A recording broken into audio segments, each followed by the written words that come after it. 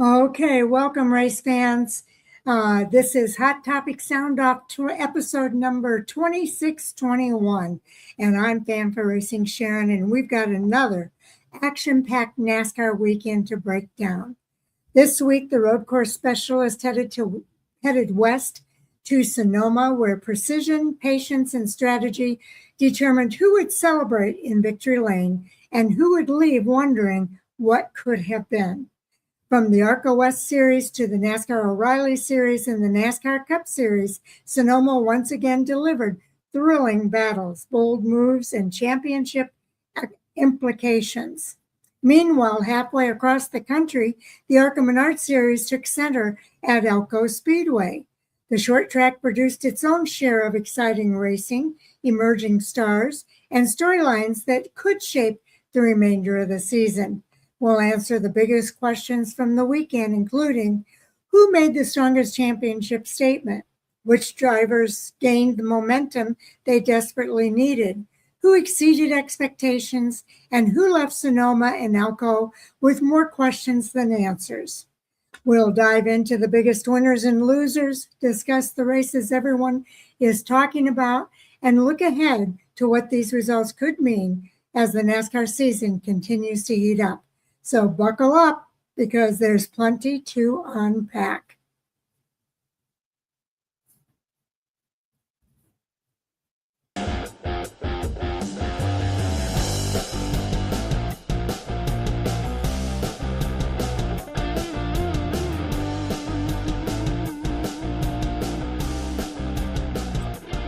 Welcome back to Fan for Racing Radio and Hot Topic Sound Off, and welcome back to Jay Hughesman. Well, Dalton did his job. On the way up, I told him not to let me stop at Elko. On the way home, it was about 5 o'clock Saturday night, and he wouldn't pull off on that exit to get gas. Actually, there's some road construction or something is why he said he didn't. We went by it, and I saw it said Elko. I was like, yeah, you did your job. And he was like, oh, I didn't even notice that. So we were a little early as we went by, but yeah, we were right there. And we also have Reed Scarce with us today as well. I'm sorry, Jay, I didn't mean to cut you off. Oh, no, I was just a good vacation, but I'm going to try and stay up to speed here because I really did. My mind went permanent vacation. Listened to some of the races on the way back up and down the road, but still got to rely on y'all to fill me in. Is that good or bad? I'm going to get filled back up by y'all. Is that good or bad? What do you think, Reed? I think that's perfectly okay. We'll kind of, just recap.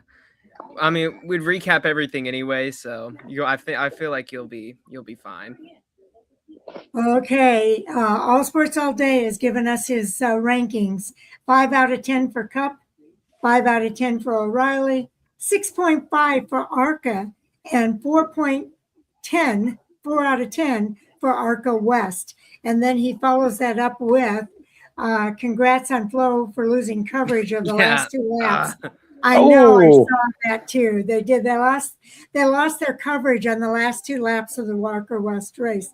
Literally, there was no clue what happened. But I will say, I stuck it out on Flow Racing, and they did come back and show the end of the race. So I did get to see the end of it. Also, let's see, Hunter is here in the house as well. Hunter says, I was rooting for Cole Denton Friday after watching the interview your channel did with him. Oh, very good, Hunter. I'm glad to hear that. Cole seems like a really nice guy, and I'm always happy when he wins. But it was a Chicago guy. I was happy for that too. That Corey, I can't think of the first name all of a sudden. Sam Corey. Sam Corey. Yes, he won that ARCA West race, and I was real happy for one of our very own here in Chicago. And then All Sports All Day says ARCA legit. I agree with All out Sports. Of 10 before the track bar on Landon Huffman's car broke. Go ahead, Reed. Yeah, I definitely agree with All Sports there. It was such a shame. They were it was a really good battle for the lead right there. And after that, it was just Max Reeves all the way. Yes, yes. Max Reeves pretty much took it over after that. But we'll get into all of it here. I do have our outline that I can give you. We're going to start with the ARCA West race out at Sonoma Raceway. Then we are going to go to the ARCA Menards Series. And from the ARCA Menards Series, we're going to go to, the ARCA Menards Series at Elko, and then we'll do the Cup Series last. But here's our agenda here. Whoops, wrong one. Let me do a different page.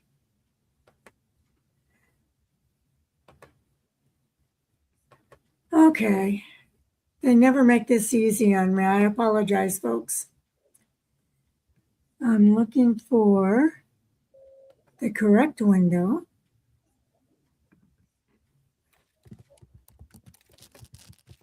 Well, I got to tell you, Sharon, I didn't realize how far behind I was or missing because I did not even realize there was a West race. So I am pulling up the West.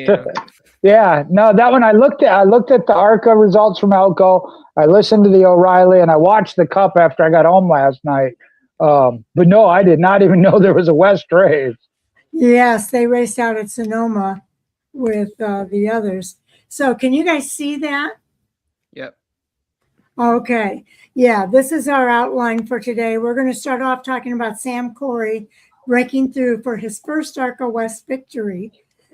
He earned the ARCA Menards Series victory and dominated from the pole by leading every lap. We'll go over the race results and the step point standings. Nitro Motorsports shows serious road course speed, establishes itself as a team to beat on road courses. Tire management was key to winning.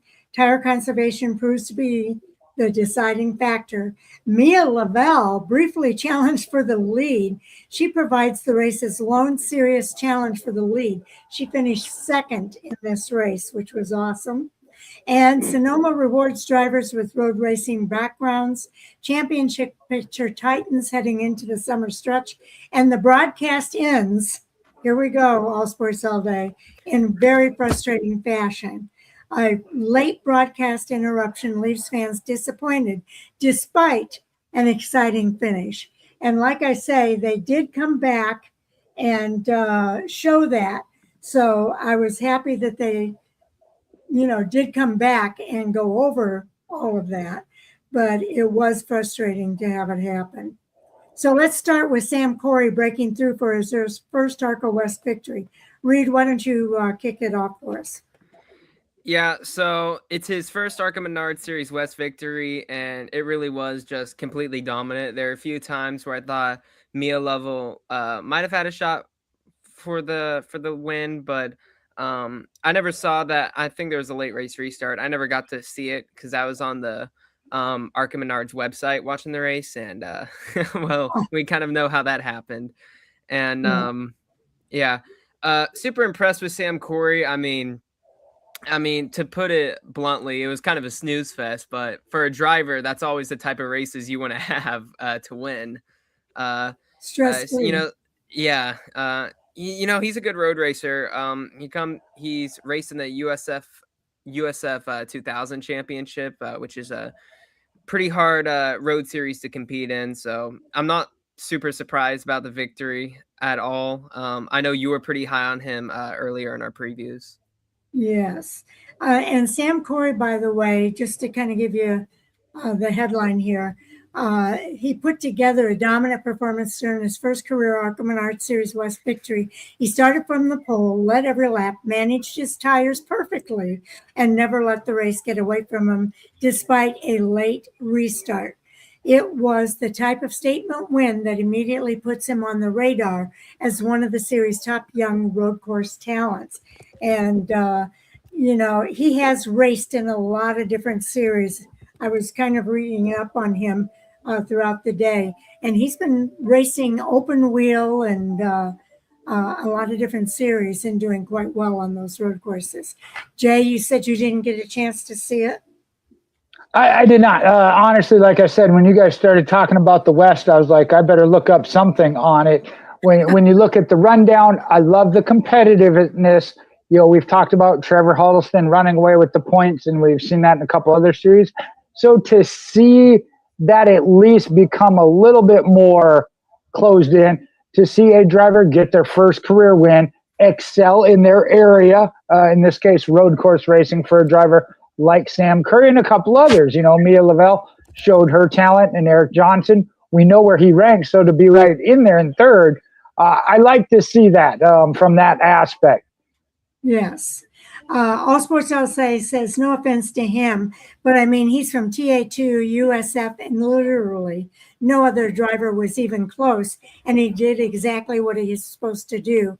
And Hunter came back and said she did pass him, Mia Lavelle, on the last couple of laps, but Corey took the lead back. I don't know if she tried that in a passing turn at Sonoma or not, but it was brief. Yeah, she did pass him briefly. And then All Sports says, how close were the last two laps? NASCAR Regional never posted highlight or anything, so I never got to see it. I looked at the Delta. It was around 0.8, I believe. Yeah. I think it's in our notes that I sent you guys if you want to look it up in there. The results page shows the difference 0.84 as far as margin of victory. So it's fairly close. Yeah. And then 5.7 seconds for Eric Johnson in third. Yeah, and that was only after 2 laps too. Yes. Mia, I feel like Restart. Mia was the only person I felt like could really contend with Corey. She kept him honest, but it was Corey all the way. But yeah, I thought it was a very impressive performance for Mia. Yeah, we're going to talk about that. Hunter does say she was just as close as Briscoe was in the right. So that was pretty cool. I do want to go over the race results here for this particular race. We've talked about the top 3 already. I was happy that Eric Johnson Jr. got that third place. I was watching him racing, and Reed will tell you I picked him to win. You did, yeah. Yes. My pick didn't do the best, but yeah, good for you, I guess. Well, I was just I know he's good on the road courses, and I just kind of had a feeling that he might be able to get it done. But I guess Sam Corey, again, just really, really good in this race. He came in first. The different 8.4, Mia Lavelle in second. Then it was Eric Johnson Jr., 5.791. Cole Denton, he came in fourth place at 8.038 back. And Patrick Starr was in the race. I'm sure he was getting some seat time and getting ready for his race in the O'Reilly Series. But good for him on a top 5 finish in the race. Todd Souza finished 6th. Then it was Robbie Keneally in 7th place. Jeff Anton finished in 8th. And then Trevor Huddleston had the 9th place finish. And in 10th place was Gavin Ray. And Reed, you had talked about this in the previews. Trevor Huddleston wasn't necessarily going after a victory here. He was just trying to keep the points lead, which he did. Yeah, even though he did get a top 10, I was just very slightly disappointed. I thought he could, finish a couple positions higher than what he did, but he did the job. You can't be too upset about that if you're Trevor. Yeah, and look at the points gap now. Jay, do you want to cover the points? It is 34 points, but it's no longer Mason Massey, although he's tied. It is now Cole Dent. Y'all talked about him. And this is Trevor Huddleston's first non-top 5. So, again, that tells you where he's at. There are a couple other drivers we'll talk about later. I feel like road course racing, they want to just maintain. And I think maybe Trevor Huddleston falls into that. It's not exactly his forte, but still having 6 now out of the 7 races in the top 5. His average finish still a 3.3. I mean, that tells you if 9th place finish and his average finish goes to 3.3, tells you the kind of year he's having. And then you go down to Cole Denton and Mason Massey, now tied at minus 34. Robbie Keneally minus 39. Again, closed a little bit, just not enough. And Eric Johnson as well in fifth at minus 50. Gained, 6 positions in points worth, but that's where he's closed up to is minus 50. Mia Lavelle, same thing, minus 60. Then you got Haley Deegan, and I did not see where she finished, now at minus 62. Andrew Chapman, 68 back. Gavin Ray at minus 72. Then you have the big jump, and he's the last driver to have started all 7 races. David Smith in 10th at minus 105. Okay, I'm going to go back to the standings and we'll see. I mean, the race results, and we'll see where Haley Deegan finished. Sage Karam finished in 13th. I know he was one we had our eye on this weekend. Yeah, he was my pick to win, and he passed some cars, but I missed the ball on that one. I really thought he was gonna contend for the win here. Yeah, I thought he was going to do a little bit better than what he did. Haley Deegan had a 20th place finish. She was 18 laps down, so she was pretty much out of it. And Mason Massey right above her there in 19th. That's why he's back to tied for second, but listed as third, and dropped. He had a little bit better. I believe it was in the 20-point range of the points gap back to Huddleston. You can't be having bad days like that when Trevor Huddleston's bad day as a 9th place finish. Right. Taylor Mayhew is another one that we kind of had our eye on. His father, of course, is David Mayhew, who that's a big name out there on the West Coast. Okay. I believe was Taylor, was he involved in one of the spins, like kind of the midway portion of the race? I don't remember who it was. I think he might have been. I really can't even remember now. Isn't that terrible? I know. But there was some really good racing going on there. Sam Corey did dominate it. There's no doubt about that. But I was so happy to see Mia Lavelle up there really contending with him. She stayed with him for most of the race. Yeah, Mia Lavelle, I didn't know a whole lot about her coming into this race, but I did some research. She has a very interesting background. She's a China-born driver, and she started out as a professional skateboarder, and then she made her transition to racing. She spent some time competing in, GR Cup North America and the Trans Am Series. And then this year is her first year in the ARCA Menards Series West. So I just think that's pretty amazing, the amount of kind of things that she's been able to do, and then come in here in an ARCA West car and almost really contend for a win. Yeah, that's true. That's really nice background about Mia Lavelle too. And I'd have been with you, Reed, if I'd have been picking logically. I know I've been known to pick with my heart. My heart would have been with Eric Johnson Jr., but I think I would have gone with either Sage Karam. Mia would have been another one I would have said this was her opportunity to make a good showing, maybe get that top 5. I think she exceeded that. And then same thing with Sam Curry. The background they have, but can they correlate it and come in on that 1-off or 2-off throughout a year and do it in the ARCA Menards Series? So I don't know if I would have gone with them. I'm with Sharon. I think I probably would have kind of went with my heart of Eric Johnson, fully expecting a top 5, which he too delivered. Yeah, he's one of our own now that he's helped us out here at Fanfa Racing. But I kind of feel the same way about the Jan's Towing guys. We've interviewed them quite a bit. So I like Cole Denton as well as Robbie Keneally. And they've got a new driver now, too, that raced, not this race, but I think the last one.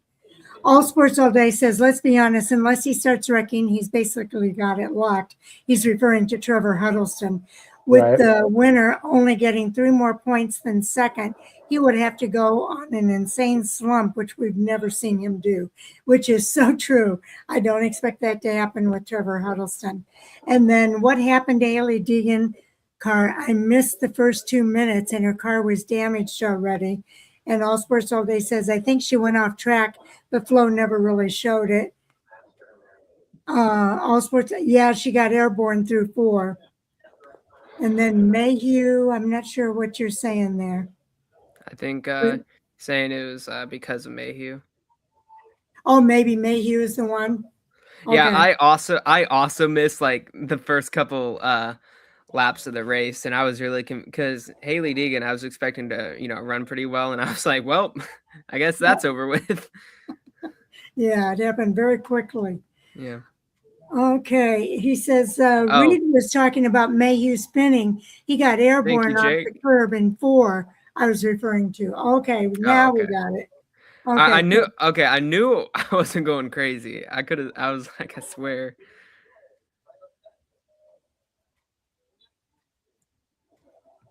Right. Okay, let's go to our next topic, which is Nitro Motorsports. They showed some serious road course speed. Nitro Motorsports proves that they brought the fastest car to Sonoma. Corey's victory highlighted the organization's strength on road courses, with his Trans Am experience paying dividends.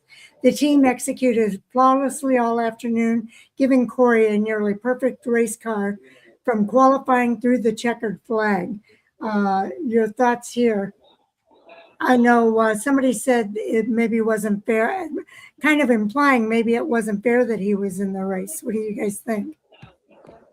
No, I don't know where you would get that from. Again, if you go as Nitro Motorsports as an organization there too, that is kind of their background with what they've taken then over Venturini and merged. They're getting better on the oval tracks, but the road courses is where their background falls in. And you bring in a driver, again, whether it be SVG or any other road course ringer. I mean, that's their opportunity to shine and get attention. And then as they get a full-time ride, you got to give them some time, as we've seen, to develop on the ovals. What I look at when I look at these series is that is an opportunity for ones, whether it be short track, the intermediates, or the ovals, or the road courses, sorry. A lot of these drivers do have one very specific they're good at and have to learn on the others to become well-rounded. And I think Cole Denton is one of those we're seeing become very well-rounded in all aspects. Yes. So again, if Sam Curry gets the opportunity to do more races, we're going to see him develop into a full-time all-around driver, which I think, again, that's what part of this, the design of this season, this series is for. Now, Allsport says, because ARCA posted they had an airborne car after the race. I was like, I just watched the race. When did that happen? Then they show Mayhew a solid 2 inches off the ground. And there was a Reese Sweet move of the race. And I'm trying to remember who it was. It wasn't the race winner. It was somebody else. Refresh my memory on that. And then also, sounds like last week at San Diego, All Sports, that's from Hunter. I can go to the site and look it up, but I know that Sweet Move of the Race was a good one.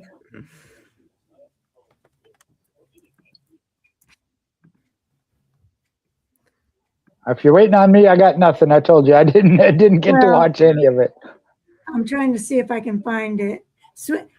Jeff Anton keeps it off the wall at Sonoma Raceway, and I can show it here if you give me just a second. I'm going to try to pause it. That's fun. Yeah, I'm going to pause it so we can show it. Fun is a relative term there, Reed. I'm sure if you were in the car, it wasn't as much fun as how we see it as. I don't know. I feel like that would be fun. Okay, share screen. I'm going to show you the Reese Sweet Move of the race here. We're going to go ahead and play it. We might have to watch a commercial here first. And I want to make sure we've got it.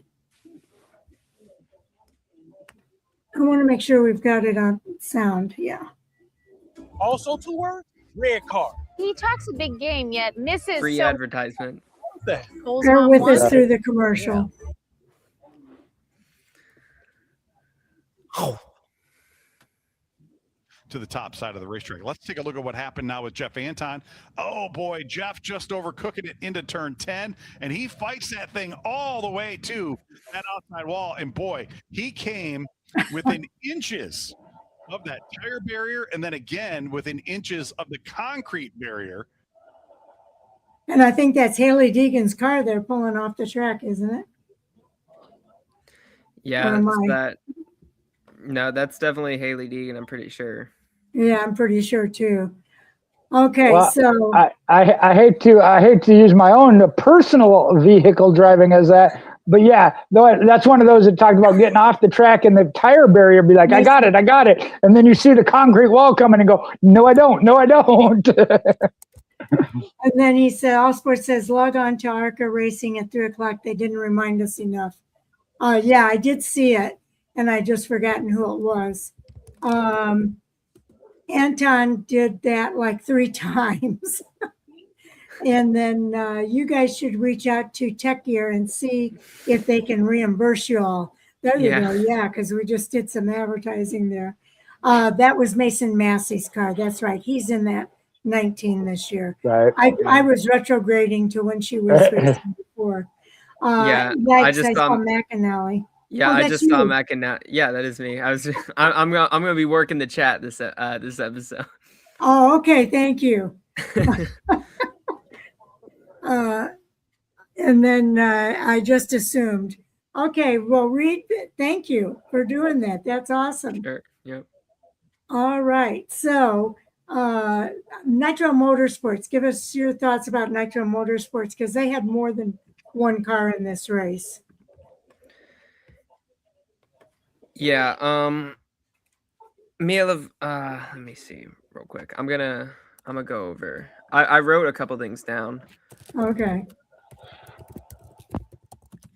Anyone want to fill the silence while I pull this up? Okay. I think Nitro Motorsports is going to take over as Venturini did. I don't know that how long it'll take or if they will ever reach Joe Gibbs level, but we've seen that even in some of the ovals and other races, they are at least one that can go toe to toe and go into the main ARCA Menards. I think of Pinnacle Racing Group, the other one, but Nitro is right in there in the conversation. Give them another year or two as they get that total organization under one umbrella now, that I think they're going to be one of the names you're going to hear more and more from. Yes, and we need a team that is going to be competitive with the Joe Gibbs Racing organization, and I think Nitro Motorsports might be that team. Yeah. So when you have races where both your cars are kind of the best all day, I think it's very important for like a driver like Mia Lavelle to kind of push Sam Corey. I think as an owner, that's a lot of fun to see and see just how well your cars can race against each other. It can also help for some shared data, teams eat that kind of stuff up. And yeah, I think Nitro Motorsports is definitely getting better, even though they're already kind of at the top of ARCA West and really contending with JGR and the National Series. I think they just keep getting better and better, and these performances really help with things like that. Okay, and then All Sports All Day says, so now we know their poor performance on short tracks is drivers and not the car, at least on the west side, he says. So that's interesting. Okay, so any other comments on Nitro Motorsports? Look forward to the future because that's what I think they are. Yep, I think they are too. Okay, let's move into tire management was the key to winning. Tire conservation proves to be the deciding factor, and that is true on all short tracks and long tracks. It seems like tires are more and more, the drivers who know how to take care of their tires early in the race are the ones who tend to do better. Yeah, especially at a track like Sonoma, that's always been super kind of aggressive on the not aggressive. Aggressive is not the right word. Super harsh on the tires. Yes. Yeah. We talked about it last week, and it's a talking point that I've brought up multiple times before. But younger drivers learning how to manage their tires is super important to their development. And I think at a track like Sonoma, where you're having to do that and also focus constantly on your braking lines and where you turn compared to other like short tracks, that kind of layers onto that even more. So yeah, just another aspect of why winning at these road courses in these lower series is so hard to do for these younger guys. Jay? And it falls into the all aspects of on a road course. It's probably just as much brakes, but that also is the tires on how you manage tires. I think about going back to Todd Gillen and Harrison Burton when they were doing the East and West battle. They were ones that when it came time to finish a race, that they still had equipment left, tires, brakes, and whatnot. Very, very key. And we've seen it as some drivers move up, and I think specifically Ty Gibbs at Bristol. I mean, he took off and he went, Yep. and then he couldn't go no more. And even your top guys, SVG had it going on this past weekend. So, yeah, I do think it's important to learn that at this lower level and then adjust it because, again, all right, every step up is going to be a little bit different. It's how do you adjust it to that next level?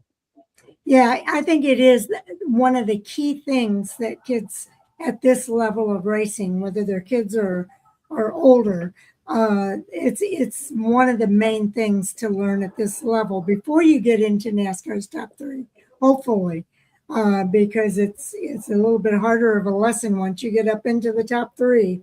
You don't want to be dealing with not knowing how to manage your tires and being there at the end of the race. But yet, like you say, Jay, so often we see drivers that are moving up so quickly that they haven't learned that lesson yet. And I think, too, we've talked about this of certain tracks, especially that's where the dirt track background comes in because that's a key element of dirt track racing is not burning up your right rear, especially. Okay, now I should have moved this up on the list. Mia Lavelle briefly challenged for the lead. She provided the race's lone serious challenge for the lead. Thoughts here about Mia Lavelle, because I love seeing these females do well at the track, and I'm expecting one of these girls to come up with a victory before the season's over. Yeah, definitely so. I think we'll probably talk about a few of them here in the national series at Elko, but we already talked about it. But yeah, I was super impressed by Mia Lavelle. I don't know how many more starts this season she's got, but I'd love to see her do as many as she can because I thought that performance was very, very promising. Yes, it was. The others were 5 seconds or more further behind the leader than where she was running. So she was kind of the only real challenge to Sam Corey in that race. Jay? Well, and okay, now it refreshed. I was going to look at her consistency. 2 top 5s, 5 top 10s out of her 7 starts. So this is only her second top 5, but been consistent for the most part in the top 10. Her average finish right at 10.0. When you get to a course like Sonoma, that if that's what fits you, really capitalizing and showcasing that talent, I think is very key. And like I said, she maybe even excelled a little bit above maybe what we expected, but has been very consistent with the top 10s with that 10-point average finish. But so then when you get to what fits your driving style, whether it be short track, particular track for some reason, whatever it be, that's where you really got to capitalize and showcase. And I think she did a great job of that. Yes, she did. And All Sports is still letting us know that she is a full-time driver in the West Coast, so we can watch her for the rest of the season. So I think that's going to be fun. But Taylor Reimer, we're going to talk about some other females when we get to the ARCA series. But yeah, there's a lot to look forward to here in that regard. The other thing I would say there is to be clean. We've seen that with a couple other drivers of as they progress and all of a sudden get up into the top 5 and into battles for the lead or the win, of then think it's their only shot and just go we'll say Crazy. full throttle crazy. Okay. Yeah. Wasn't the words I was going to use. I was trying to keep the words in my head out of my mouth, but yeah, to lose their mind and think that's their only shot. And then it makes them look bad. And we didn't see that out of her. No, not at all. One of the few tense moments came with about 8 laps left when Mia Lavelle managed to get around Corey entering turn 11. However, she overdrove the corner, allowing Corey to immediately retake the lead. It was the closest anyone came to ending Corey's perfect afternoon. And that was, I was so excited that she had passed him, and then she did take it real wide in that corner. And so she ended up losing some ground at the end. But the next topic here is Sonoma rewards drivers with road racing backgrounds. Corey's background in open wheel racing and Trans Am competition was evident throughout the race. His experience on technical road courses translated into smooth braking, consistent lap times, and excellent tire conservation. Sonoma once again demonstrated how valuable prior road course experience can be in the ARCA West Series. And I think it's extremely valuable if you want to move into NASCAR's top 3 as well. Having that road course experience before you get into the top 3, I think is important for any racer's development. Yeah. Okay. Yeah. Fully agree. Because again, we go back of even maybe 10 around there of it used to be road courses for certain teams. If they were dominant, it was a throwaway race. With the chase format we have now with the stages, you can't do that. And I'll come back to that a little more on the Cup side, but it's not that way anymore because how important every race is, every point, you can't just completely call it a throwaway. Yes, some drivers have the target of maintaining it. Their goal is a top 15 finish because it's not their forte, but you can't just throw it away. And I do think that these lower tier series are very important in developing that skill. A lot of times we've seen that they get there and they've never done any road course racing. Whereas for a driver like Curry, this is kind of their forte. They have that flip situation when they get to the ovals, that they're the ones that are scrambling and trying to keep up, watching all kinds of sims or doing the extra eye racing, trying to get better on the ovals. Are you talking about Corey? Curry as well. Anybody that comes from the road course background. Okay, that's what I'm saying. You were saying Curry instead of Corey. Sorry, but yeah, that again, you got to excel at what you're primary or what you're best at. Really highlight it there, and then just keep improving in the other whichever way it falls. Oh, okay. Yeah, Allsport says, yeah, I just wish she'd do better on the short tracks. Nitro can't be running behind Strike Mamba Racing. Yeah, I know. I would say, and we say this a lot with drivers, especially when they're rookies. In the first half of the season, give them time to kind of get acclimated. They tend to do a little bit better in the second half of the season, but road coursing is her forte. It's not short track racing, so I wouldn't expect her to be an expert at the short track race if her expertise is on the road courses. Yeah, so, it's kind of interesting because there's kind of a direct parallel between short track racing and road course racing. A lot of the drivers who are great with short tracks, we talked about it last week with Ryan Preece at San Diego. He did, it translates very well to there. And I remember back in like the early 2010s where we'd see Marcus Ambrose, he'd always do pretty well at the short tracks, and he came from road course racing. So I think same with Allmendinger. Short tracks were his second best. Yeah, he also does great at a lot of the intermediates. I think that's what he's improved the most on in his career. But that's an interesting point. Yeah, but yeah, the sooner that these drivers learn tire management, I'm going back to this, the better, because right now in the current Cup Series, you have NASCAR kind of putting a lot of pressure on Goodyear to make their tires very softer and have a lot of wear. because to make up, maybe, honestly, for a lot of the cars' shortcomings in terms of passing. So if you already have those skills, at least a base, it'll make it easier to adjust. Like if you eventually, no, we're talking about the ARCA West here, but if we eventually get to the Cup Series, it won't be as difficult.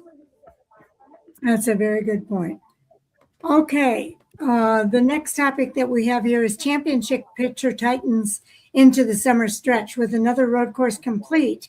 Valuable points are on the line, and consistent finishes are just as important as race wins. And several contenders focused on maximizing points rather than taking unnecessary risks. Sonoma may prove to be one of the pivotal races in deciding the 26th championship. And we already talked about Trevor Huddleston not necessarily going after a victory, but just surviving the race. Any other examples, Jay or Reed? I was looking at the chat here. I got a little. Oh.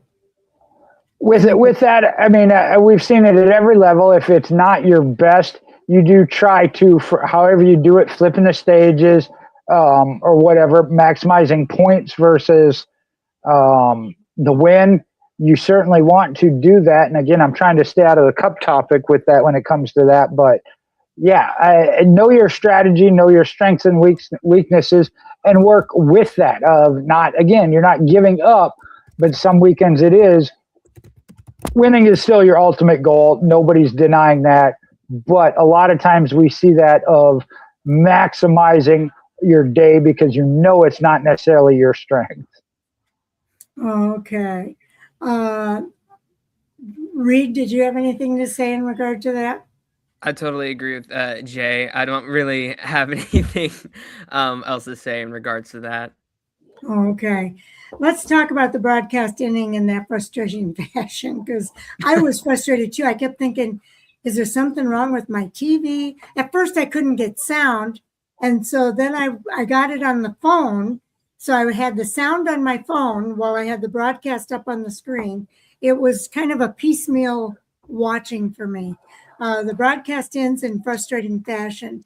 One unexpected storyline wasn't on the racetrack. A power outage interrupted the television broadcast before the race concluded, leaving many fans unable to watch the final restart and victory celebration live. This issue quickly became a talking point among fans after the event. And yes, it was frustrating. Yeah, I was sitting on my couch and they were like, come back. We're here at Sonoma. We'll be right back. And they went to commercial break and they didn't, and they never came back. Come back. Then, I was watching on the ARCA website and then they just started, they did an accelerated rerun of the San Diego Street race. And I was really confused. I was like, is this part of the break? Yeah, even there, I wish they would have communicated it better. I know those things kind of happen. Like, what was it? That Martinsville truck race with Todd Gilliland winning, and there was like no official recording of that. Yes. Yeah, I think they just got to do better to work to communicate that, because I kind of understand, but right at the end of the race is kind of just of all the times for it to happen. Yeah. Now I know sometimes when I don't get sound on my Roku, I think I have to go back and restart the Roku in order to get the sound back. And I even tried that and I still wasn't getting sound. And then I finally was able to get the sound on the NASCAR website on my phone. So I just had the sound from there and the picture on the TV. It was really a mess. Hunter said, AJ Dinger, I wish he would do another Indy 500 run. He was leading the race only time he ran in it and had to pit because his seatbelt came off. I think he had a Penske ride that day too, had a real shot. And then All Sports All Day says, I wish they could have posted it somewhere else, like on the ARCA Racing or YouTube. I'm mad about the no communication, not that it happened necessarily. Yeah, you're right. I think they should have had some kind of communication so that we would know. There was a thing that said they were having technical difficulties, but that's all there was. So nothing to say. We hope to be back and we'll have the finish for you. Nothing like that. Just saying that they had technical difficulties. And this would be a spot where I don't know if y'all expect me to jump in and bash on them. I won't, because I do know what it takes, having seen Flow Racing specifically, but all these other streaming platforms come in, the setup they have to do with a lot of times 4 to maybe 5. A lot of times it's 1 or 2 guys, the cameraman hooking up into the tracks then system. I mean, there are so many things that can go wrong. And then on the same end, from that transferring over to your own streaming, you'll use mine of my internet service not connecting real well. So yeah, and I know here it sounds like everybody's understanding that. Just wish it would have been said, hey, we lost the feed or this happened. But unfortunately, that's not the case with the mass. It is, hey, y'all providing a service, provide it. You know, give them a break. Give them a break. Yeah, I think yeah, I know sometimes everything's happening at once and people think of it later, but they don't think of it at the moment. So it was disappointing, but we did get to see at least a condensed version of the finish if you stuck with it and waited for it to come back. All right. Anything else you want to say about the ARCA West at Sonoma? I think we did a pretty good job covering it all. We got a lot to talk about in terms of a race that was led by one single guy, but I think we did a pretty good job. Okay. Okay, next up, we're going to talk about the ARCA West Series. I'm sorry, not the ARCA West. The, what is it I want to say? The O'Reilly Series. The topics here include Shane Van Gisbergen is still the king of road courses. Connor Zilich's incredible comeback. Junior Motorsports continues to dominate. Brent Cruz gains valuable playoff ground. Viking Motorsports, they had an amazing performance. Anthony Alfredo finished 4th, Parker Retzlaff in 5th. Strategy was more important than restarts, and we'll talk about some instances there. It was a rough day for Justin Allgaier, but he kind of escaped. He still had the lead, so that's good. Road course specialists continue to separate themselves, and then we'll have some topics as we go through each of these subjects. So starting with Shane Van Gisbergen, the biggest story, of course, was once again, SVG completely controlled the race, leading 66 to 79 laps and earning his 2nd O'Reilly Series victory at Sonoma and 6th career series win, all of them on road or street courses. He executed the perfect strategy, conserved fuel when needed, and was never seriously challenged over the closing laps. Now, this is the O'Reilly Series that we're talking about. So thoughts there? First off, I just wanted to get it out of the way. Super happy for Anthony Alfredo finally getting one of these finishes that he undoubtedly deserves. Finishes 4th. He started in 4th, but he stayed there. Just great overall for Viking Motorsports. They've been incredible all season. But yeah, Shane Van Gisbergen. This is kind of an interesting talking point, but these are the type of races that help build NASCAR drivers' kind of legacy. When we talk about, Kyle Busch, we always have to talk about his immense success in the lower series, like the Truck Series, the O'Reilly Series, including the Cup Series. Getting your win total up, regardless of what it is you're racing, is always super good for your career. And I think it's very impressive for Shane Van Gisbergen. Okay. And then we've got, how do you watch the races not on NASCAR channel? My mind. My mind. In your mind. You can also listen to them on the radio. Yes, that is true. And I've done that before too. I had the radio coverage up while I'm watching on TV, and they cover so much more on the radio than they do on TV. Even John and I were saying, how come they're not mentioning what happened here on pit road? There were so many things that were happening that were never mentioned on the TV. wish we would have some more radio style races. Yes, I do too. And Okay. and that would be a whole different topic. But yeah, TV, they are kind of letting you see. Again, TV can only cover so much, but a lot of times they're just telling you what you're seeing on TV versus radio. They know they got to give you everything and paint the entire picture, so thus are more engaging on every little bit or aspect that they see. That is true.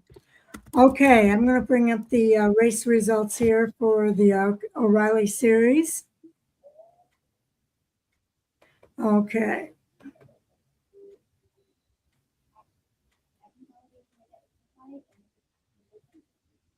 It should be coming up here momentarily. Okay, Shane Gisbergen is your race winner by 1.324 seconds, and he led 66 laps. He did not get any points because he's not racing for points in the O'Reilly Series. So he came in first. He started first, finished first. Connor Zillich started 30th and finished second, and he had to come back through the field a couple of different times. Brent Cruz had a strong podium finish in third place. Anthony Alfredo, fourth place finish, and right behind him is teammate Parker Retzlaff. I was so happy for Viking Motorsports. They started 4 and 5 and finished 4 and 5. Carson Cavapel finished sixth place after starting 16th. Corey Day had a seventh place finish. Sam Mayer in eighth. Jesse Love ninth. And Sheldon Creed rounds out your top 10 here. The fastest lap of the race award. I don't think I saw that on here. They're not showing the fastest lap anymore. The number one on lap 55. On lap that was Connor Zillich. Yeah, Connor Zillich kept swapping it up, but it shows it on lap 55. Okay, so that's pretty cool. And what was the speed? Oh, go back down there. 76.564 seconds. It doesn't show the actual speed. Okay, they do have that speed on here for his best lap, but it's usually they highlight the fastest lap on here. Yeah, I'm looking at it on the app too. They don't have it highlighted, so that's a little bit confusing. Yeah. Well, and it parallels the average speed with 76.305. Shows his is 76.564 under the fast lap on lap 55. And see, it shows up here as just 76.56. Yeah. But I want to go over the standings here as well. So we'll go to that next for the O'Reilly Series. Justin Allgaier had a not so fun race, but he did maintain the points lead. He's 207 points over Jesse Love. Oh, Jay, did you want to cover this? I'm getting carried away. Oh, well, I find it ironic you say that. He could skip 2 or 3 races and still maintain the point lead. He did lose some, without a doubt, but that's just how dominant he's been. He still has that 207-point lead over Jesse Love. 5 race wins, 6 stage wins. When you look at Jesse Love next, no race wins, 3 stage wins. Again, those points just keep adding up. Where the closure made, and this is going to be a factor when we set the chase lineup. Jesse Love at minus 207. 6 behind him is Corey Day, minus 213. Another 3 back to Sheldon Creed. Those 3 really battling for that 2nd through 4th spot. Then you got a little bit of a gap to Austin Hill in 5th at 611 is 31 points behind that pack. Carson Cavapolo, only 7 points behind him. They got their own battle.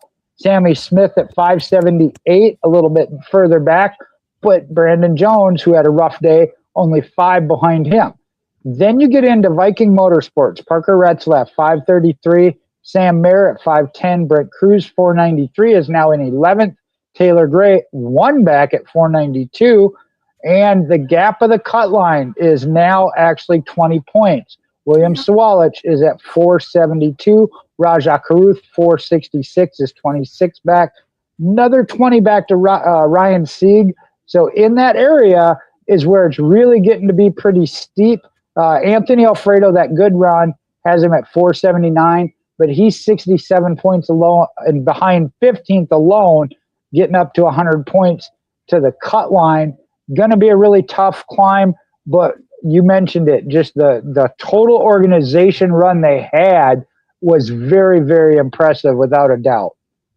Yes, and I know that's on our list as well. But yes, an amazing run for some of these drivers, and they did. A couple of them did move themselves up. Carson Kawako, Sammy Smith both moved up one. Brandon Jones moved down one. Then you've got Sam Mayer up one, Brent Cruz up two, Taylor Gray down two, William Sawalich down one. Up one for Anthony Alfredo after his great run. Brendan Poole down one. Harrison Burton up one. Blaine Perkins down one. Austin Green up one. Patrick Starapoli down one. And Joey Gase down one. Alex LeBay up two. And Brad Perez down one. So a lot of these are up one, down one situations, or up two, down two. But again, those guys up at the top are staying steady. It's kind of amazing to see how steady they are. Yeah, Justin Allgaier, these past couple of years, he's historically struggled at road courses. Out of his 33, 34 O'Reilly Series wins, he's only got 2 at road courses, and in the O'Reilly Series, where we go to road courses a lot more than we do pretty much any other series in NASCAR, it's definitely pretty notable. He's got 1 win at Mid-Ohio in 2010, and he's got 1 win in 2018. I forgot where that one was at, but I feel like that's where his gap comes into play. He can kind of throw away points these races just because he can afford to. He's lost 50 points these last 2 races, or just about, and he's still over 207 points above second place. One guy I want to talk about, Taylor Gray. After he had great performance at San Diego, it's just like his entire season again. Finishes 29th, 1 lap down. It's just over and over. You got to stack up some good runs together, or else he's just going to stick around the cut line for, I guess, until the rest of the regular season, because that seems like the trend we're going on here. And Anthony Alfredo, I'll say this with a straight face. He doesn't get involved in some of the wrecks that, he had before, like at San Diego. He's probably in the chase right now, if we're being realistic. He's been just as fast as Parker Retzloff.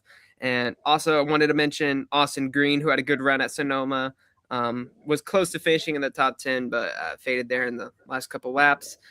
Get this guy in a JGR Hendrick Motorsports car at the road courses. I just want to see what happens. I just want to see, he came back from the back of the field, finishes or runs top 10 most of the day. So impressive for him. No surprise. Jamie Schweitzer in the house. All Sports All Day says Brad Perez paint scheme of the year. I gotta look that up real quick. Hold on. And he said, is Jesse Love good at road course races? Jamie does. I would say he's fairly good at road course races. All Sports All Day says, I'd say he's okay at best. Hunter Blazer says yes. I thought Sawalich was a good road course racer, but I guess not. Did not have one of his better days. I got to admit that. Good compared to the full-time field, but nowhere near the big 2 or even Cruz. Sawalich usually is, don't know what happened. And then it was a joke because Brad Perez's car never even made it to the grid. Oh, he didn't make it at all. I knew he had some problems because, I think he finished. You're going to make Reed mad. No, I knew he had problems of that, but I didn't know he hadn't made the grid at all. Yeah, I didn't either realize that. Yeah, Joey Gase Racing, they struggle on these road courses. They struggle pretty much about everywhere with, respectfully, with mechanical failures, but it's no different on the road courses. Right. Sitting on pit road with the wheel. No, I did not. Sitting on pit road with the wheel. I don't know I that did I not. saw that.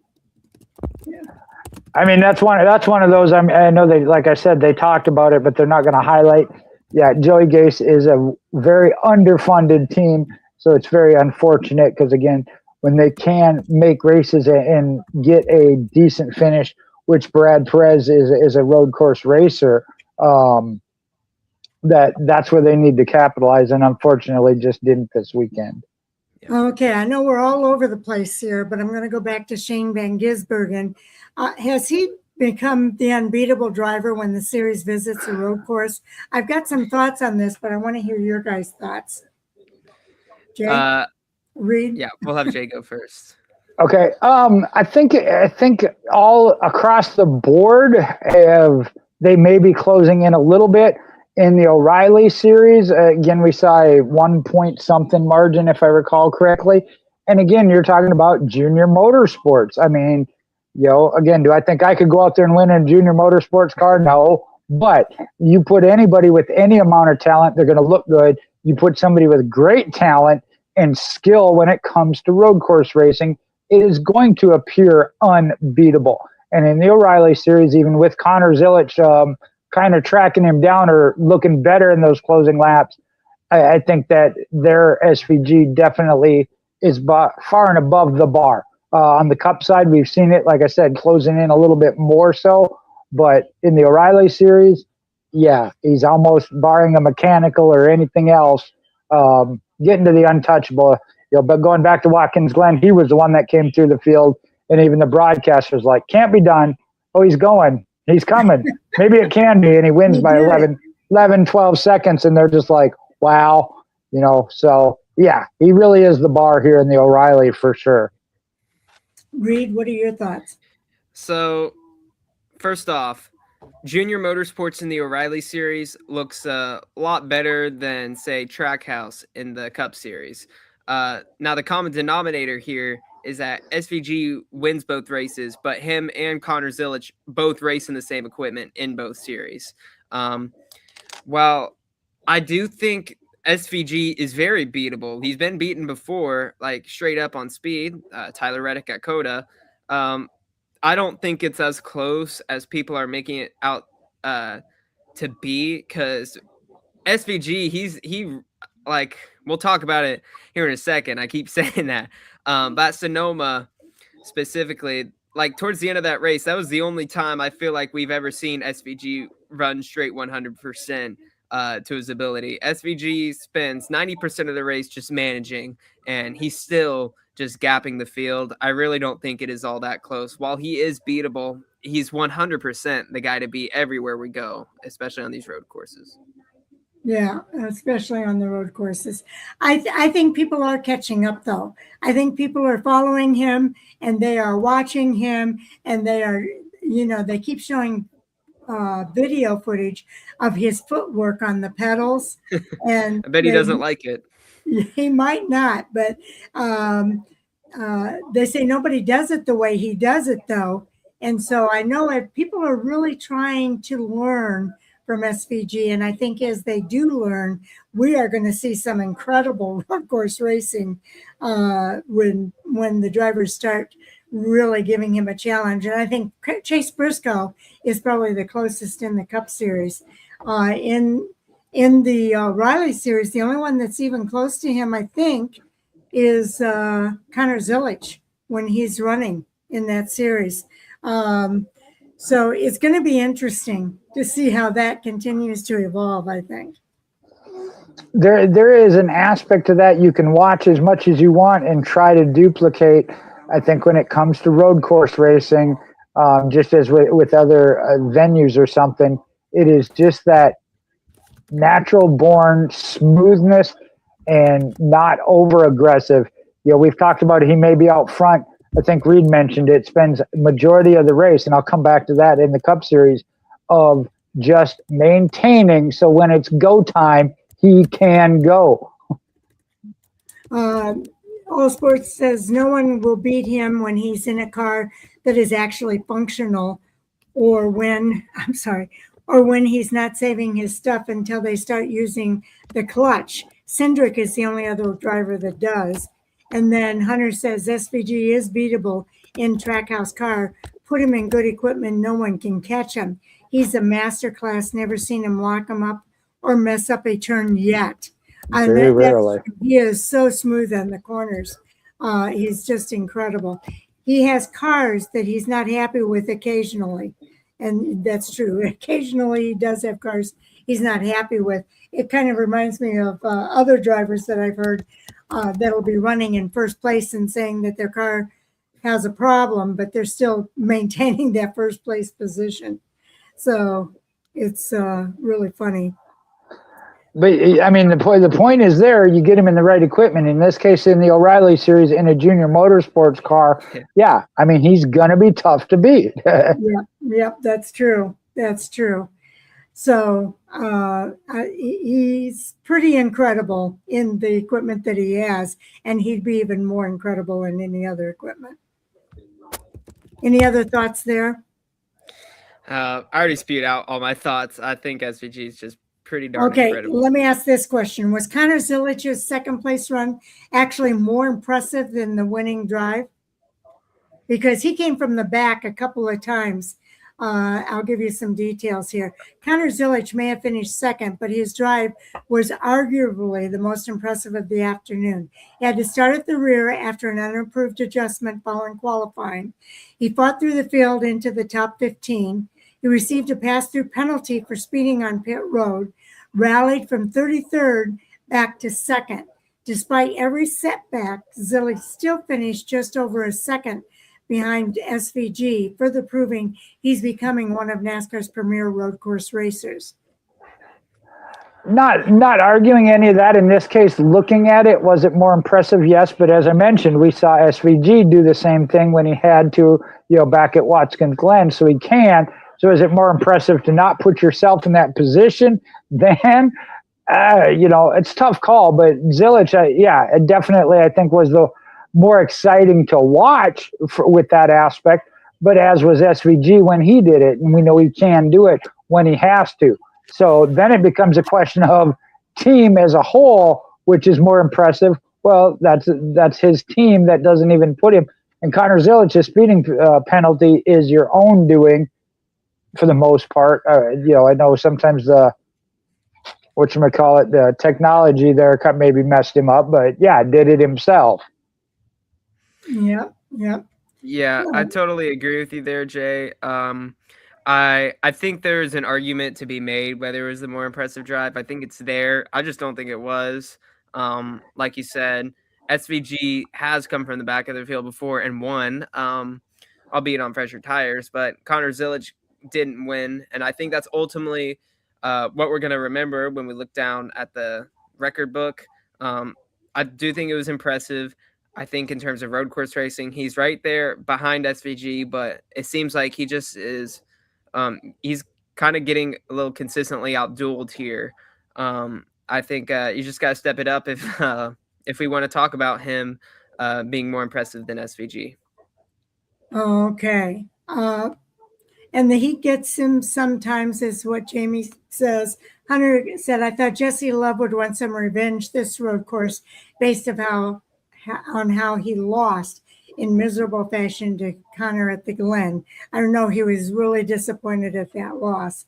And then Love let Zilich right past him. And I don't know, maybe he knew that Zilich had the better car. I'm not sure. I know drivers do that sometimes.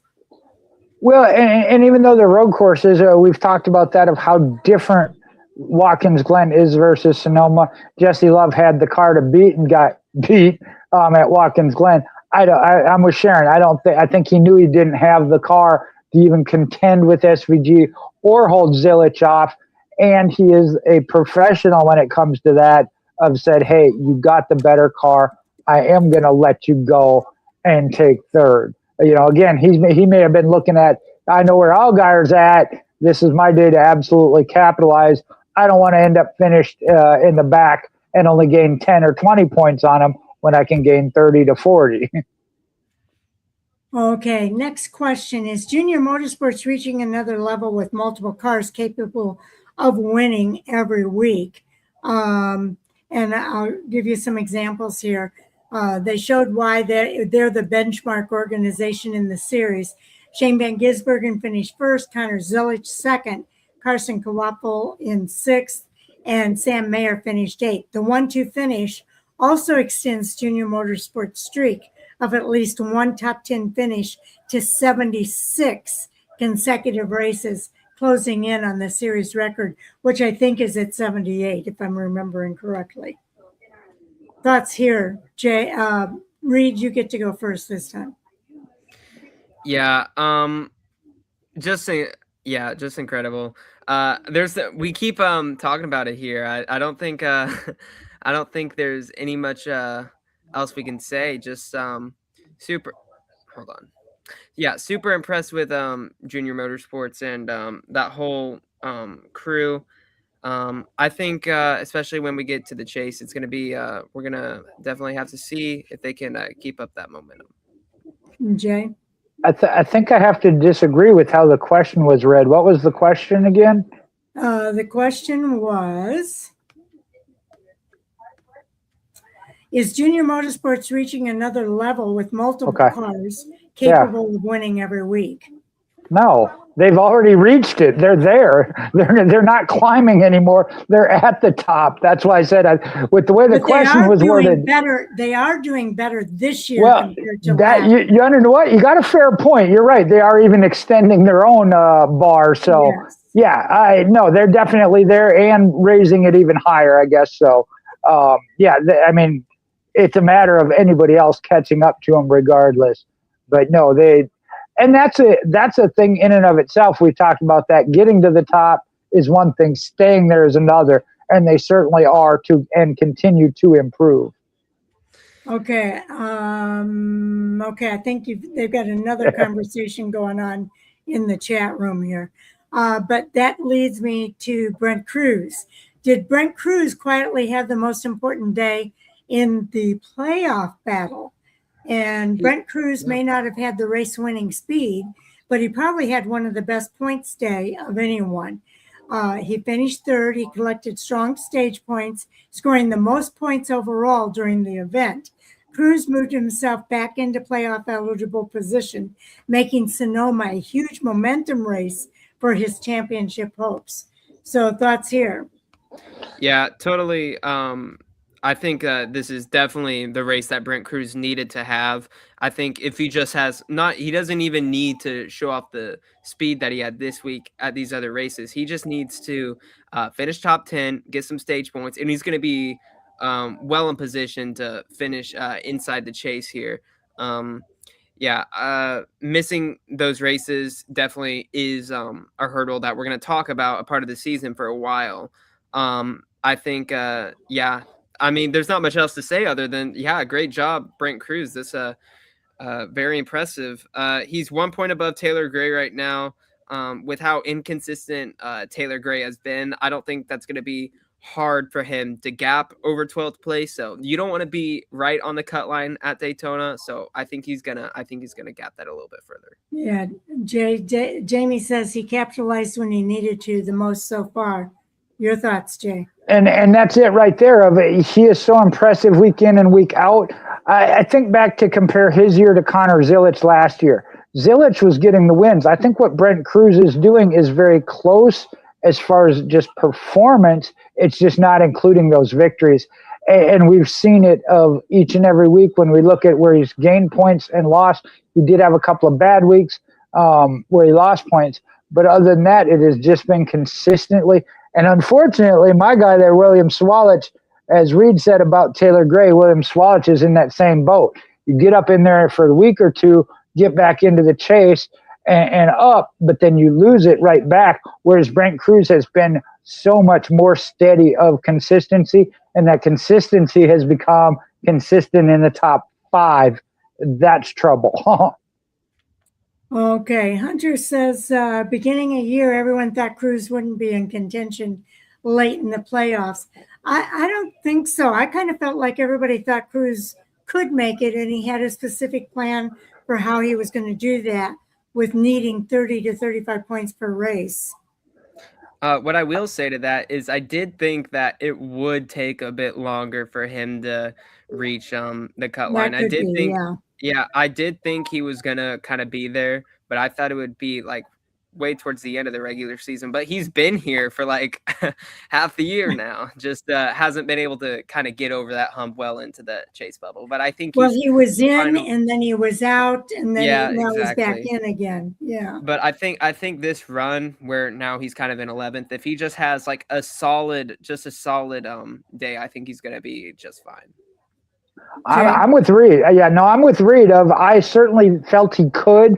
I thought it would be close as it came down to, say, the last 3 to 5 or even the race or two before the cutoff. He would be battling. Have seen him do it already, get in. What I like is, even though he got bumped out, especially as a young up-and-coming driver, to not lose his cool and focus and come back at it and have good weeks and get back in. Based on his own, not somebody else necessarily having a bad day where he got to jump him. He is earning his way back in as a young driver. I think that is very key. Sharon, we talk about it. A championship team, championship driver puts it behind him and overcomes. And I think we're seeing that with him. Yes, I would agree. And I know they've been talking about this inside the chat room. It says, can Viking Motorsports build on its breakout top 5 performance heading into the summer stretch? And we already mentioned how good they did with Anthony Alfredo finishing 4th, Parker Retzlaff in 5th. Having both cars finish inside the top 5 against powerhouse organizations was one of the team's strongest performances of the season and continues its upward trend. It was one of the biggest surprises of the race. So your thoughts here, Jay?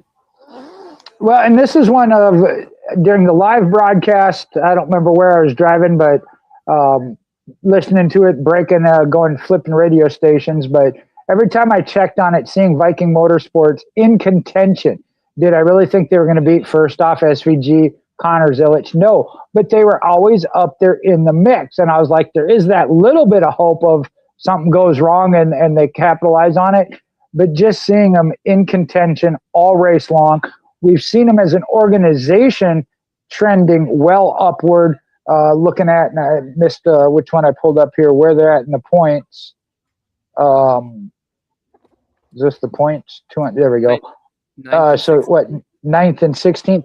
Again, Anthony Alfredo, I'm afraid maybe a little too far out. Yeah. But Parker Retzlaff, another one that has been on the cut line, has solidly worked himself into a semi-stable at 533. He's got those 34 with a 41-point gap. Again, needing to maintain, even when he's had a rough day, bounces back, gets right back at it. They are at that top 10. So they make the chase. Do I think they're going to win or be in contention for the overall championship? They need a little bit more. We got some very quality top teams above them, but they're establishing themselves into that top 10 to top 5 tier, and it's a matter of whether or not they can stay there. Now, Hunter says the best couple of weeks for Viking Motorsports.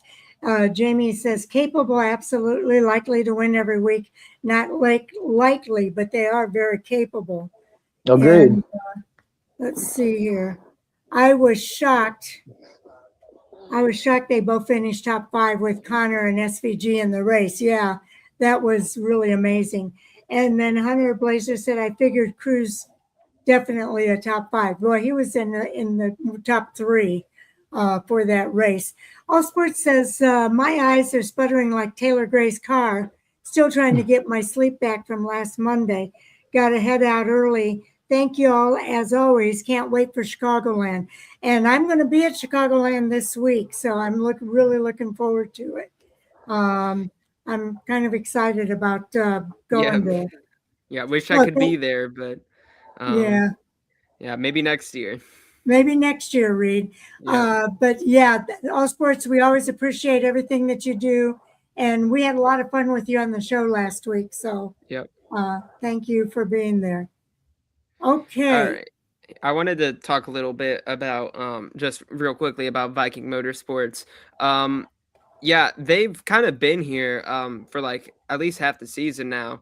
They have gotten a lot better. especially with this. The main thing that I'd work on for them if I were Viking Motorsports was figuring out how to really capitalize on long run speed, because they're really good on the short runs, but they kind of start to fade a little bit on these longer runs. They didn't this week at Sonoma. Like I said, they got a little bit better. But I remember last week, not last week, 2 weeks ago at Pocono, Anthony Alfredo was genuinely fighting for a top two. And, it kind of faded there a bit. Just got to work on the long run speed, but they're so good right now and they're so fun to watch. They are indeed. Let's go to Justin Allgaier, escaping a difficult day. Championship leader Justin Allgaier endured another rough outing. He finished 26th. The good news, though, is he still maintains that lead with a really hefty cushion. Any thoughts about Justin Allgaier? He's not known to be really good on the road course races, Jay?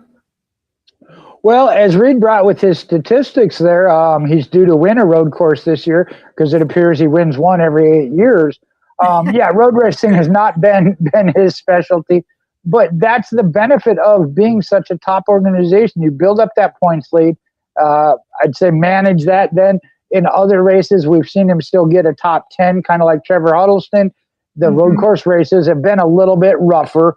But yeah, what do you got to worry about? You still have a 207-point lead. Again, that's 3 races that you could finish dead last and still maintain the points lead. I wouldn't get too stressed about it. Keep looking at what you can do better each and every week. And to get over a week like this when you have a 207-point lead, I'm sure is a lot better than getting over it when you lost the lead by 2 points. Okay, let's unless you have anything more you want to say about the O'Reilly Series, let's move over to the ARCA Menards Series at Elko. And our topics here is Max Reeves goes back-to-back.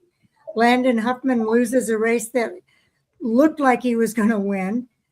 Jake Bowman extends his championship consistency. Ty Fredrickson, the hometown guy, impresses at his home track. Another strong night for Taylor Reimer. Jason Kitzmiller shows speed again. Thomas Annunziata's pole doesn't translate into a victory. Joe Gibbs Racing continues its winning role. So let's talk about Max Reeves. Is he emerging as the hottest driver in ARCA with those back-to-back victories? Max Reeves, after winning at Berlin the previous weekend, Reeves made it 2 straight victories by overcoming adversity at Elko. He charged through the field, capitalized when the dominant car encountered trouble, giving him consecutive ARCA victories and further establishing Joe Gibbs Racing as the team to beat this summer. So I forget whose turn it is now. Is it Reed's turn? I think so. But I just want to go ahead and say I was right about my prediction. Very proud of it. I said Max Reeves, he was going to be the first ever repeat winner at Elko, and I was very correct. Super proud of myself with that one. Very good, Reed. Yeah, but I agree with you there. Yes, he's driving a JGR car, and they're very hard to mess up here in the ARCA series. But he shows qualities other than just being able to run fast. Like you said, he dealt with some adversity coming from the back to the front, and he had a pretty good race there with Landon Huffman before those issues. Obviously, I really enjoyed watching Max Reeves rip the high side, battling with him as he cleared for the lead. So that was a lot of fun to watch, but super impressed with Max Reeves. Again, 16 years old. He's still got plenty of time to get even better. I see a lot of potential in Max Reeves. Jay? I'm not trying to rag on you, Reed, but you're talking about that prediction. That's like predicting the sun's going to come up in 2 days in a row. SVG is going to win on road courses. Maybe. No, I didn't see what his issue was. I honestly had to go through the lineup twice to even find out. I didn't hear what his problem was having to start at the back. He didn't have a qualifying time, but that's really not a surprise. Again, you're taking a top talent in a top organization, and I know Huffman had some problems. Would have been great to see that actually play out.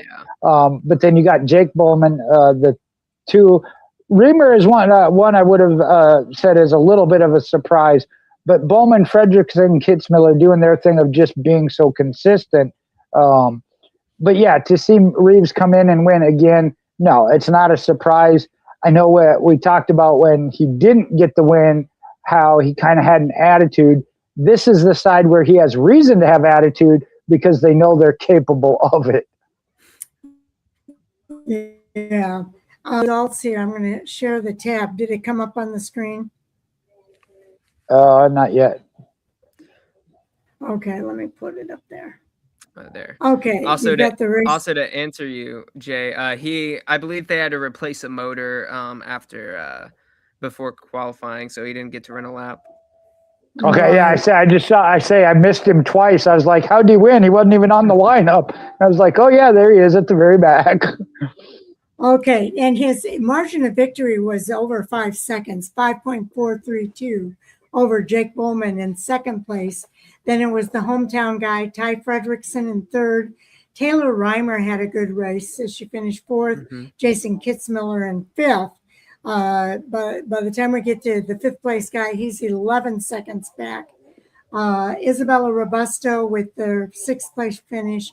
Thomas Annunziata, I was kind of surprised. He started on the pole. He ends up a lap down in seventh place. Then it's Rulli Mullins. He's 3 laps back. Takuma Koga is 5 laps back. And Austin Vaughn, 8 laps behind the leaders. So he lapped a lot of cars here in this race. Your thoughts here about the results. Let's start with Jay. Well, and that's one of those of a short track like Elko that's not surprising. But it was the fact that, and again, I didn't get to watch this one, so I can't say that Reeves is the one that did it. I know Huffman had a car in contention of probably doing it for the most part throughout the race, but that's not all that surprising. Thomas Annunziata is one of those I said I felt like maybe could get a win and close in on Bowman, but Bowman, whether he starts up front or not, stays consistent. Annunziata, we see the pole, we see good runs, but doesn't stay consistent, and that worries me a little bit. We'll get to the points in a minute, but I think could have done a better job of capitalizing on, especially where he started. Now, I don't get paid like Reed does for the consulting here. That is one of those where I'd say go back to the team and say, hey, you got the speed, you got to maintain it. You got to have it on the long run or whatever their issue is. Okay, your thoughts, Reed? Yeah, I agree with you there. We talked about it last week during the previews, but I thought this week in particular was a great opportunity for Thomas Annunziata to close that gap, especially because he gained a net positive of 6 points on Jake Bowman because of those penalties. But he, kind of like with Viking Motorsports, he's shown a lot of great short run speed. Super good in qualifying. He won the pole, but he just kept fading and fading throughout the race. Yeah, not much to say about Thomas Annunziata, just kind of a disappointing performance.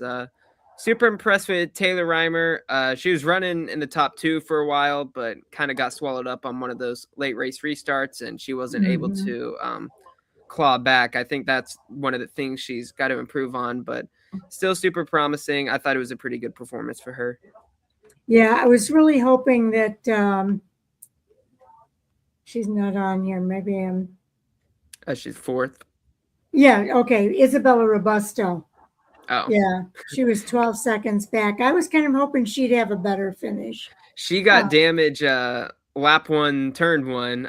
Yes. She didn't get going on one of those restarts and got hit from behind. Right. Okay, let's take a look at the standings here for the ARCA Menards Series, Jay.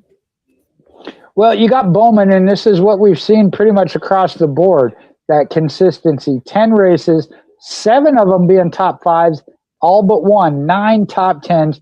The average finish 5.4. Even in one race, a little bit, it's tough to close that gap. Thomas Annunziata, relatively consistent there, 4 top 5s, 8 top 10s, does have the 2 poles, but then the average finish is 4 positions back, 9.0, putting him at a 21-point difference. Yeah, it's still on the video portion of it there, I've Sharon. got a problem here with sharing this, Jay. Yeah, All right. I'm having a problem getting there. You want me to keep going or wait until you get it For up? some reason I had it. Okay, there we go. Do you have it? My screen still, my screen still shows that what would have been the race video clip. Oh, It's like it locked up. Let's remove that. And I don't want to talk about what I see now. let me try this again. Stop screen. Share screen. Okay, we want the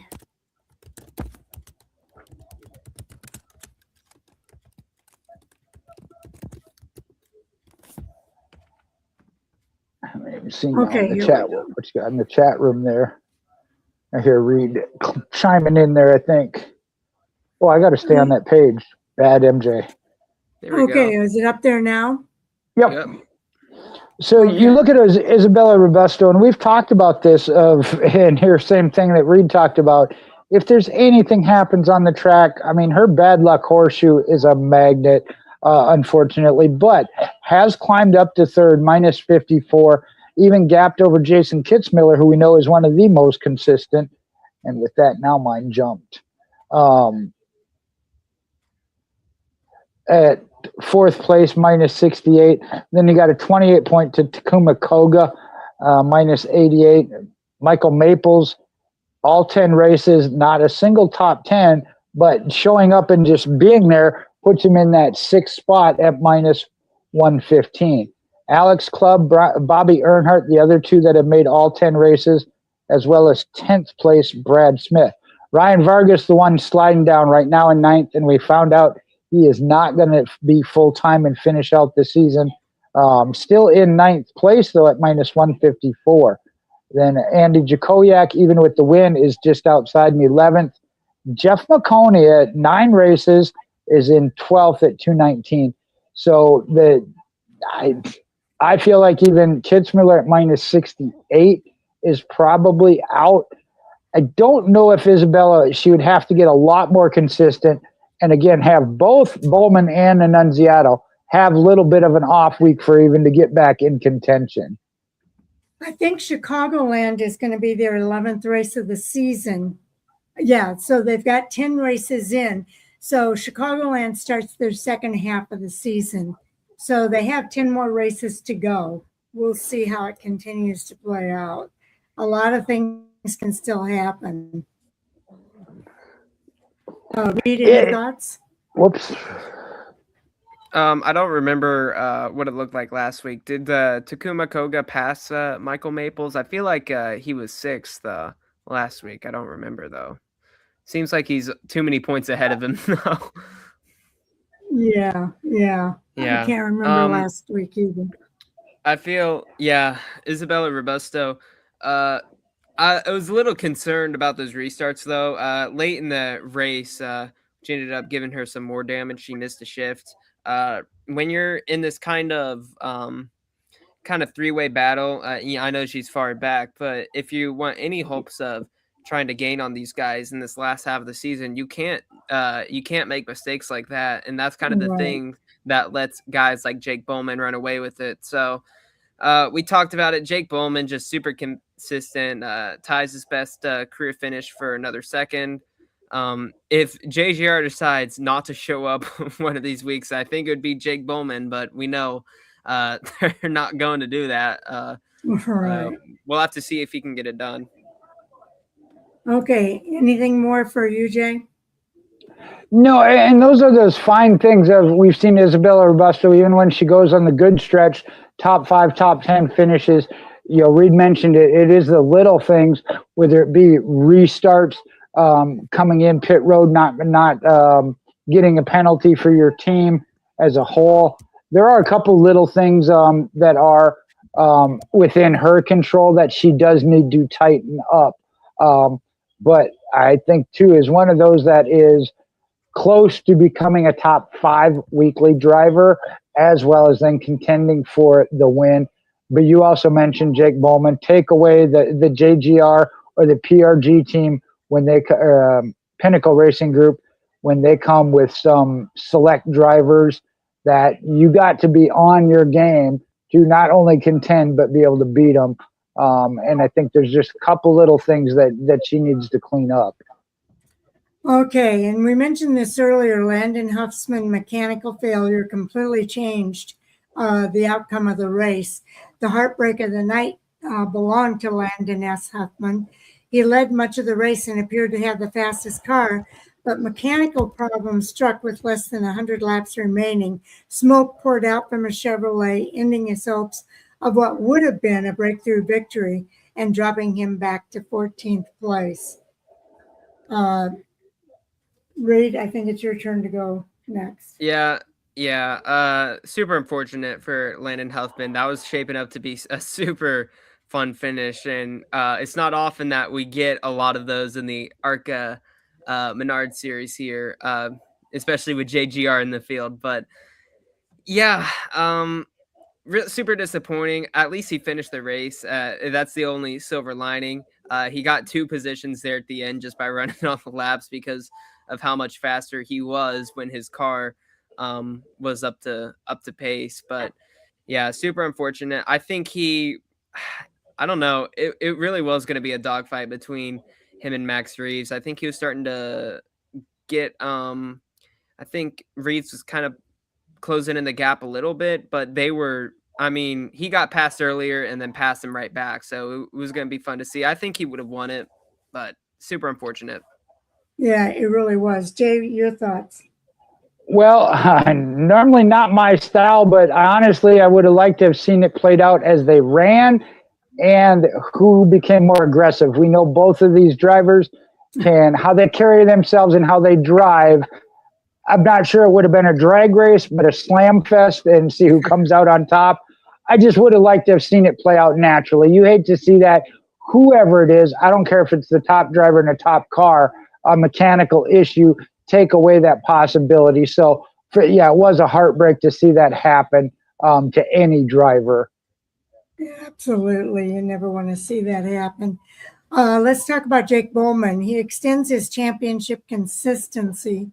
He continues to be one of the most consistent seasons in the ARCA competition. While Reeves grabbed the trophy, Bowman's runner-up finish allowed him to score another strong points day. He has repeatedly maximized his finishes, even when he doesn't have the dominant car, keeping himself firmly in the conversation. However, Jake Bowman keeps stacking up points without the win. Your thoughts there, Jay? This I compared to Kitzmiller last year when we saw some of these guys doing part-time starts, eating up the wins. So Kitzmiller won the championship without getting wins. It's tough because a lot of people want to look strictly statistics of wins, who's winning. I think both of these drivers are very, very solid drivers, but have a tendency to get overlooked because their win column isn't stacked with big numbers. I think Bowman, Reed said it, take the JGR car out or they have an issue that week.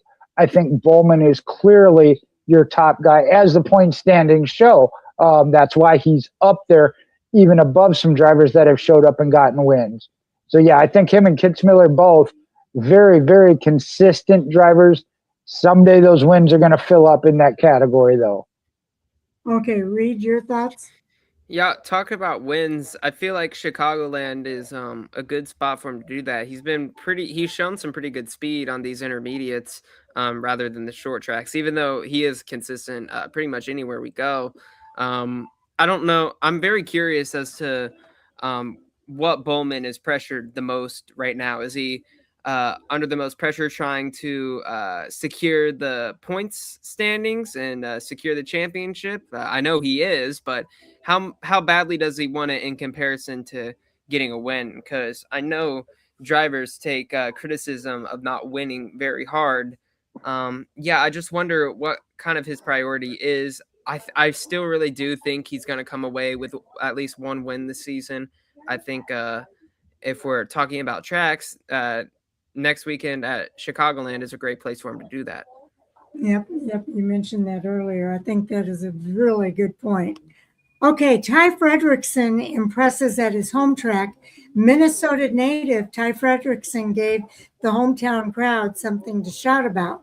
He finished third, earning one of his strongest runs of the season and showing excellent pace throughout the night on the tight 3/8 of a mile oval. The question, though, he delivered a stand. Well, it's not a question, just a statement. He delivered a standout hometown podium finish. Thoughts to hear, Reed. Yeah. He was pretty competitive all day. Just didn't have the speed to quite compete for the win. I liked how he improved throughout the race. There was one portion, kind of a little bit past the halfway mark, where he was really close to getting lapped there. I think he eventually did get lapped. He got the free pass, and there were a couple laps where he was kind of contending for the top two, and comes away with a top three. So good on Ty Fredrickson. He got better throughout the race. I think he has a lot to be proud of, especially considering the only other team to come away with the victory was JGR. So good run for Ty. Okay, Jay.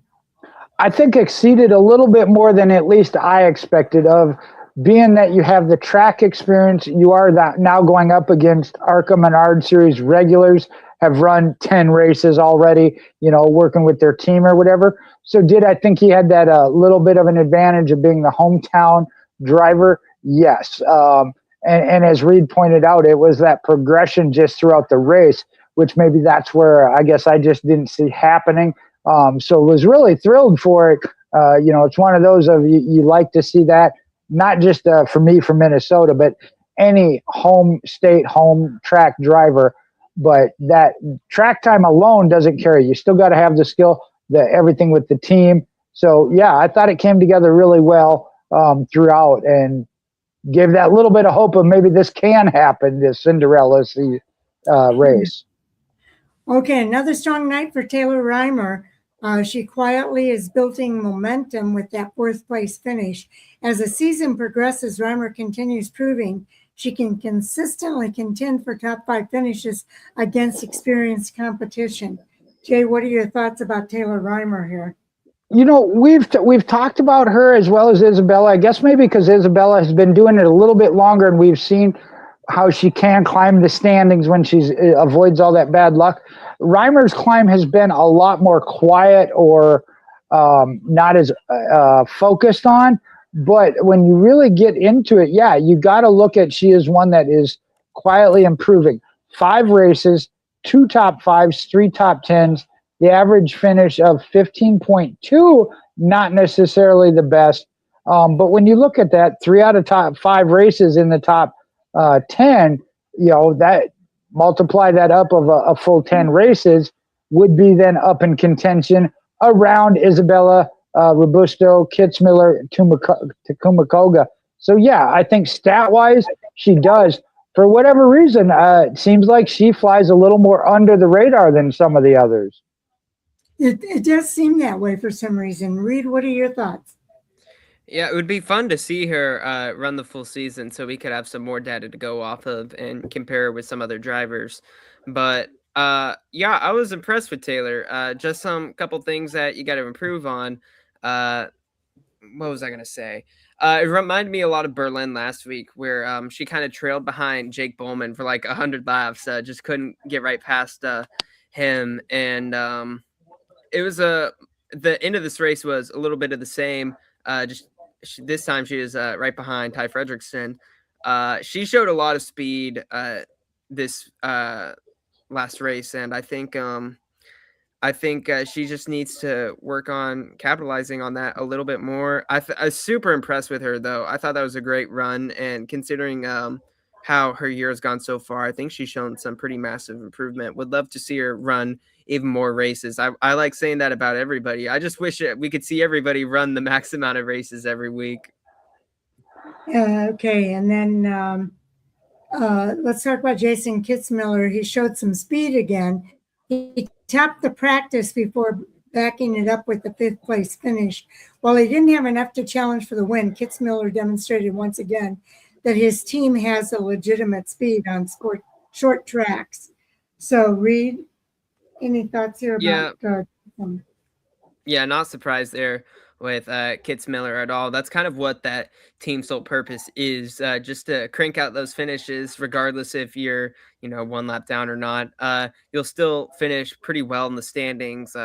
But I thought he didn't. I don't even think he did have a top 5 car. Jason Kitzmiller just kind of drove it and avoided making mistakes. So yeah, props to Kitzmiller there. I thought it was a just very solid race for him. Okay.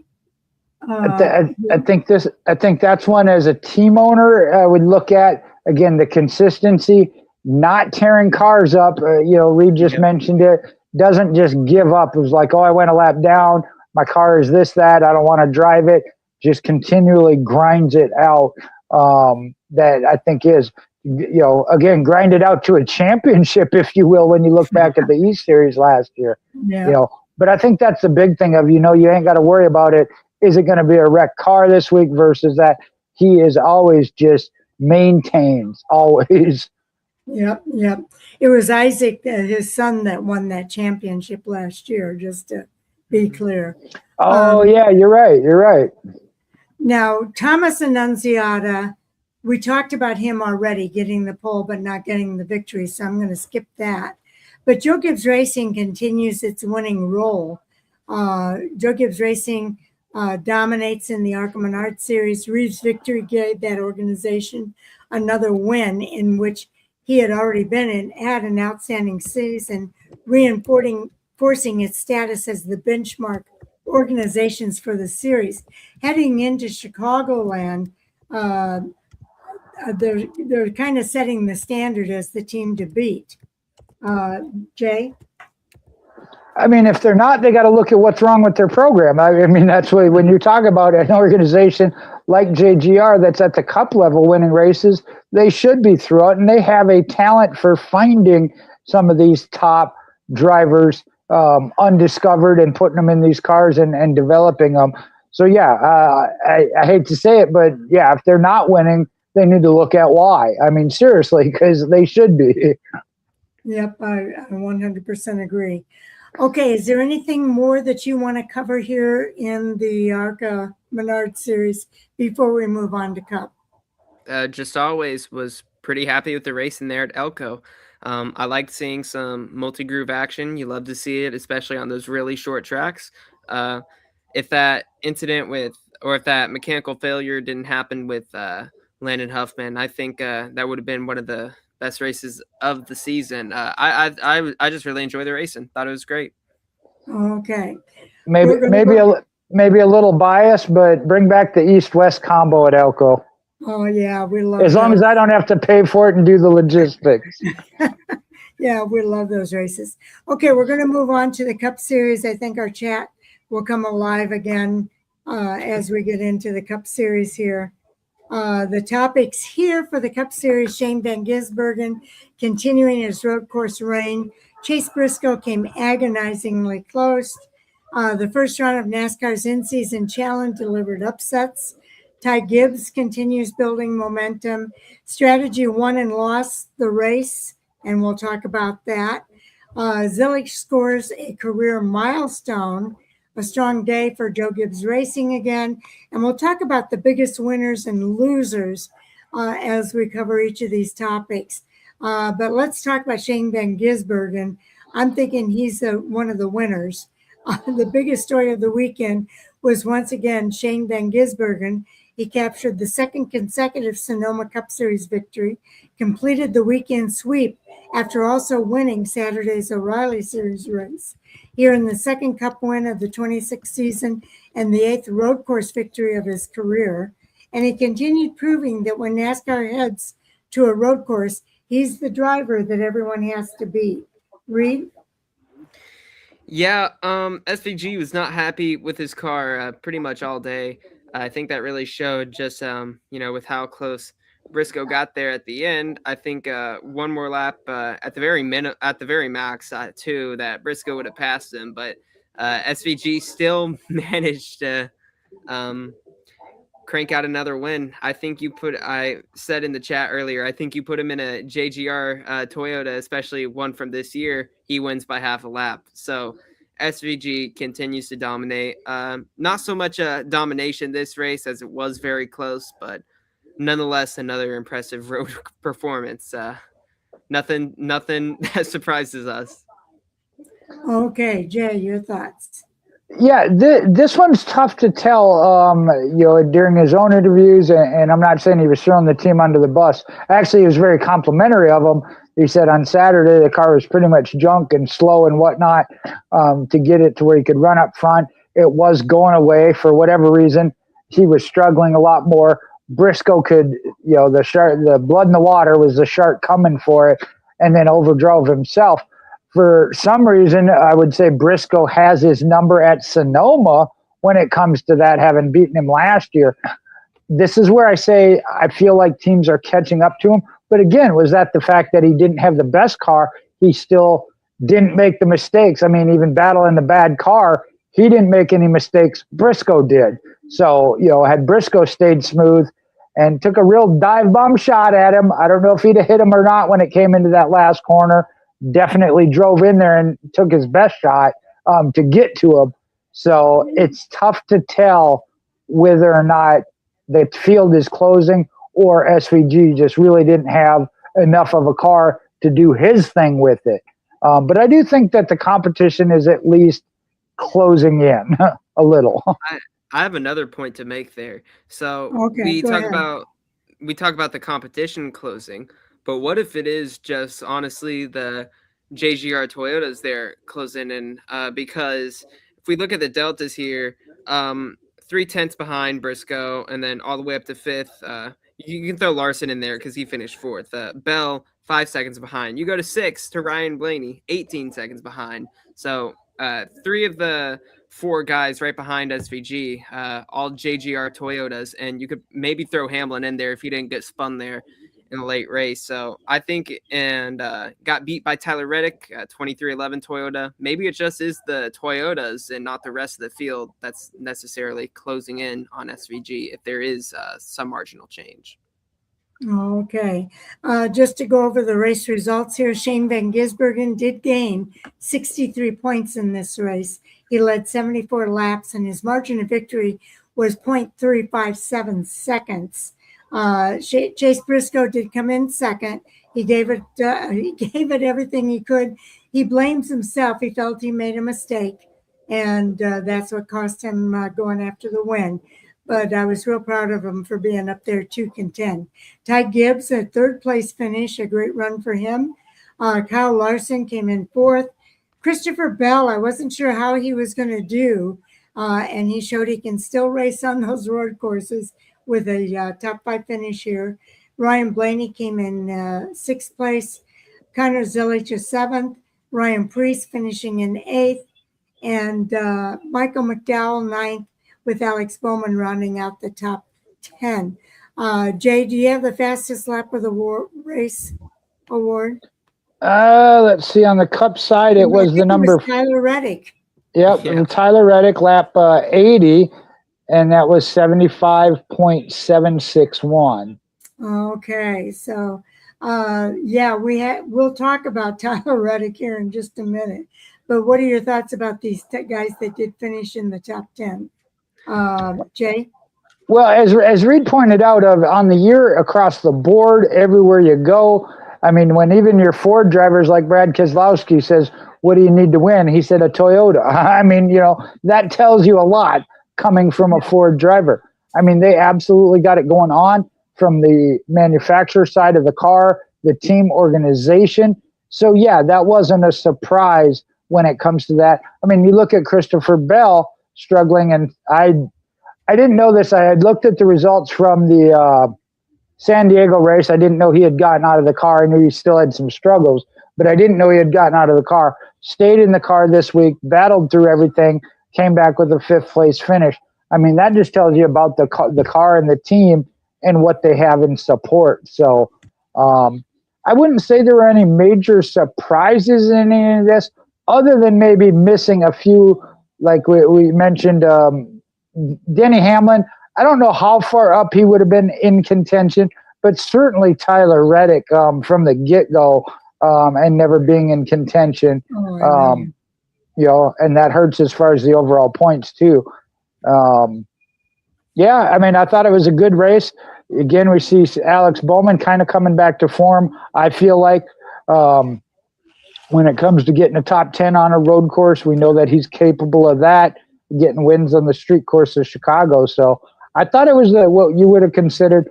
Actually, you mentioned who was it you mentioned? Oh, Connor Zilic getting Ryan Blaney, another one, getting a top 10. And I don't remember post-race somebody mentioned that broke his streak of non-top 10 finishes on a road course. So a lot of good weekends, yeah. Okay. Reed, your thoughts. Yeah, so this week was a very good week for my predictions. For the fantasy report, I had Zilic, SVG, Larson, Blaney, and Briscoe. But I actually had Blaney as my garage because Busher had a surprisingly very underwhelming day, finishing in 19th, but I had Blaney to sub for him, so I knew that was a good move. So very proud with that. But yeah, very surprised by Chris Busher. He's usually always runs top 10 at these road courses, but he was just kind of nowhere to be found. Instead, it was his teammate of Ryan Preece who was kind of in the spot where he usually run. I was impressed with Ty Gibbs. I was a little intrigued by the strategy they chose to go for points rather than stay on the strategy for SVG. I'm not saying I'm totally against it because they did exactly what they wanted to do and he still finished third. But I see how close Chase Briscoe was to getting that win over SVG. And I know Ty Gibbs arguably had one of the best cars. So I wonder if he was on that same strategy as Chase Briscoe, if maybe Ty Gibbs could have. Yeah. And I know drivers and teams, they ultimately want to win more than points. But I mean, it was still successful for them. But I do feel like there was a lot of potential for Gibbs to come away with the victory. Yeah. I think you had the best lineup for the fantasy report. I had two drivers. Elliott finished 17th and Busher finished 19th, but I did have Gibbs in my garage. There you go. It helped a little bit, yeah. I felt bad for Taz, though. He had Suarez in the garage, so Suarez couldn't really help him with some of his poor performers this week. I think Jay wanted to say something. Go ahead, Jay. Oh, no, I was just going to say, you're talking about Ty Gibbs. You're not the only one that questioned that decision. Ty Gibbs did everything but call out his team and crew chief on that, but he made his feelings known that what he wanted to do. Okay. Blazer says if Briscoe didn't mess up his turn, he might have had a better shot at passing SVG. Definitely agree with that. And then he also said it worked well for Ty anyway, but it was the same finish as last year as far as P1 and 2. Yeah, it was Briscoe and SVG at the end this year, just like it was last year. I think the conversation would be a lot different if Ty Gibbs wasn't able to work his way throughout the field and he finished something like 13th. Because we saw how fast his car was, it was like, why not go for the win, considering how much SVG was struggling there in those closing laps. Yep.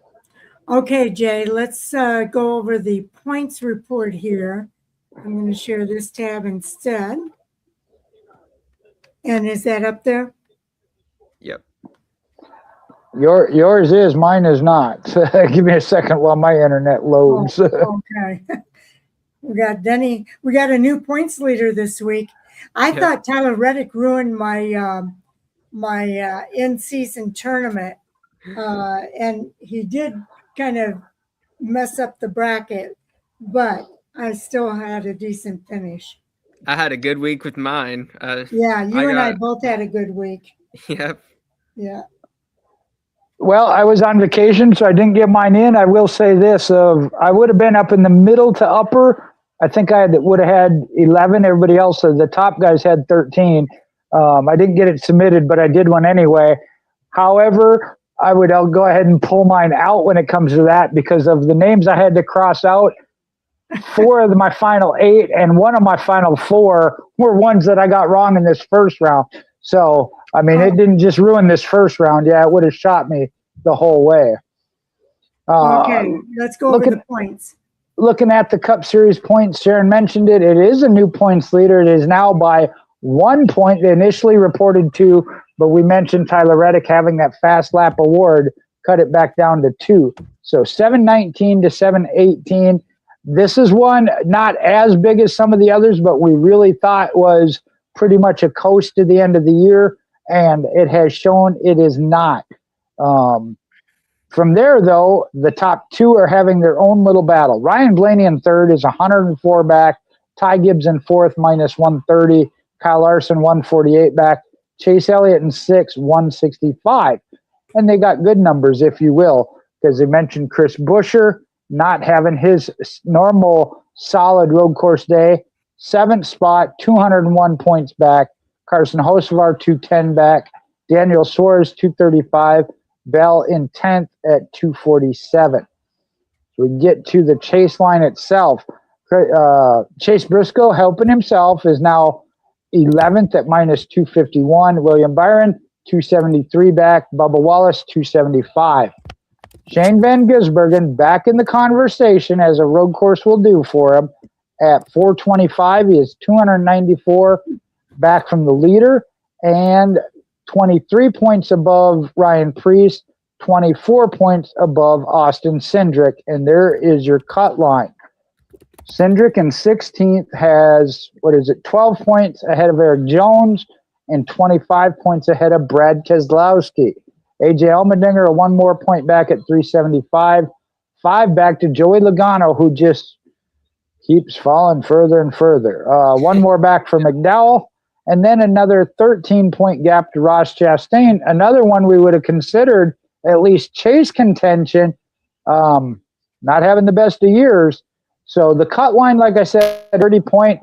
We need to see SVG, though, maintain what we've seen him capable of early in the season on the oval tracks, because we know Preece, Cindric, Jones, and Keselowski can. So it'll be interesting to see how this plays out over the next, 8 races? Yeah. I think we're counting down to 8 now. It was 9 coming into Sonoma, 8 going into Chicago.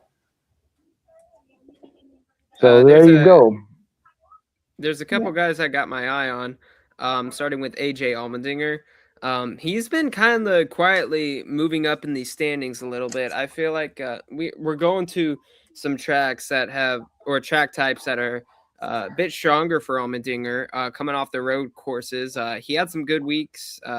Not the best at Sonoma, but I'm pretty sure he got a decent amount of stage points. But Allmendinger always pretty solid on intermediates. I think Chicagoland will be another good opportunity a little bit.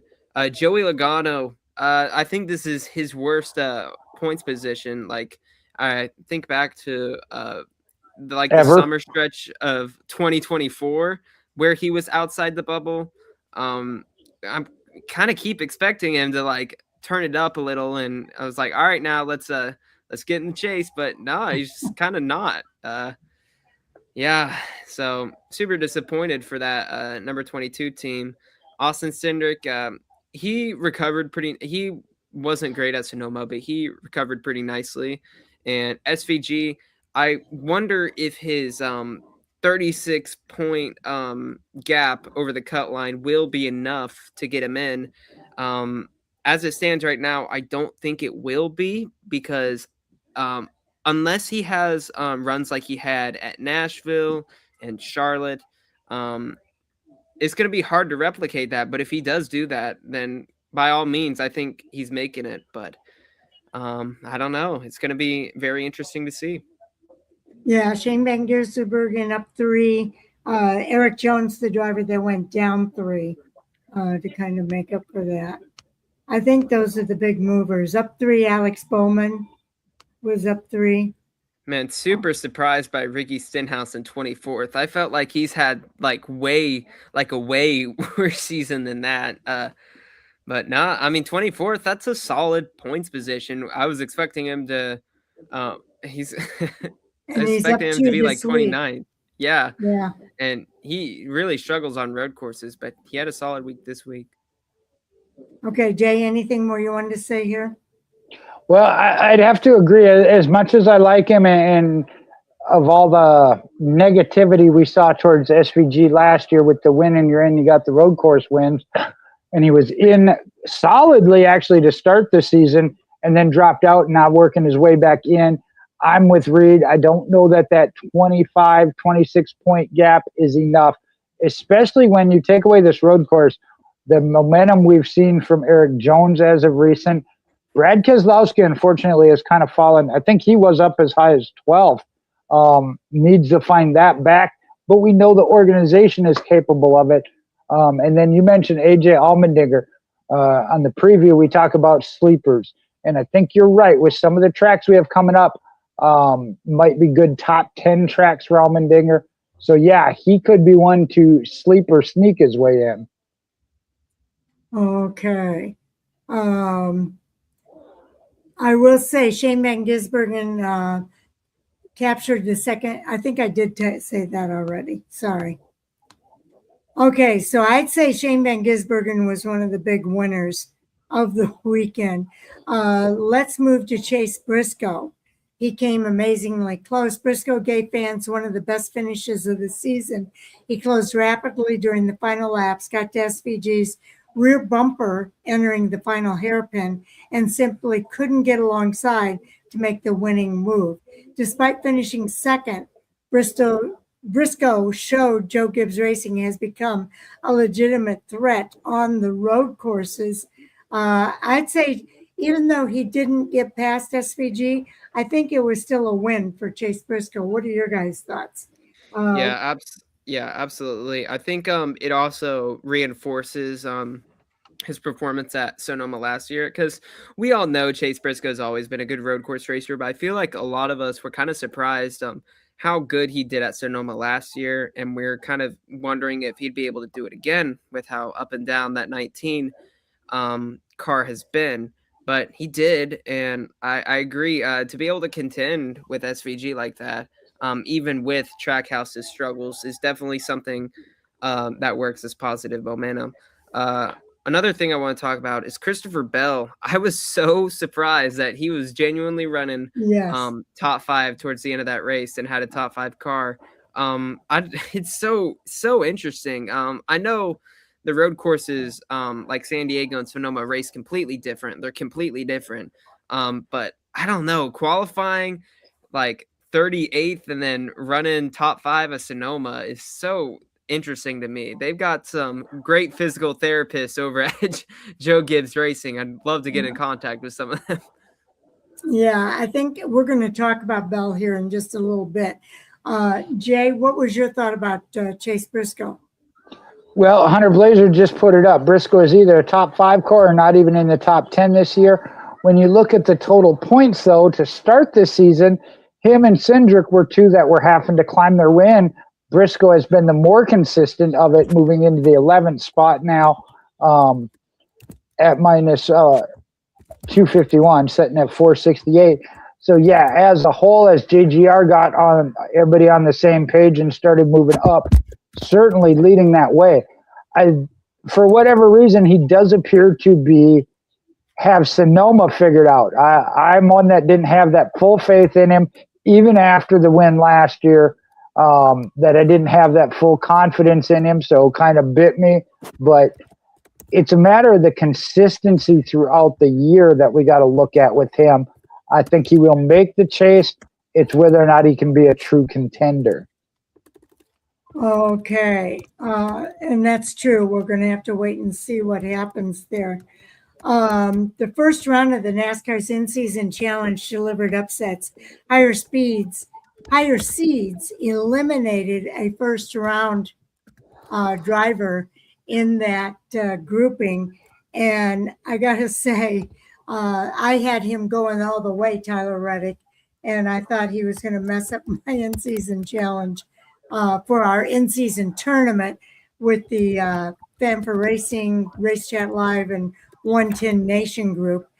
Sonoma also kicked off the in-season challenge for NASCAR. Several higher seed drivers were eliminated after rough afternoons, including problems for championship contenders like Tyler Reddick and Denny Hamlin. The tournament immediately produced bracket-busting results and gave underdogs a chance to advance for that $1 million prize. Jay? Well, and again, bracket. yeah, I did do one for each. Like I said, with Taz doing his for the Fan for Racing one, doing the seeding round had a little bit different matchups. Like I said, at least in this first round, I was in contention with 11 out of the 16, whereas I saw some had 13.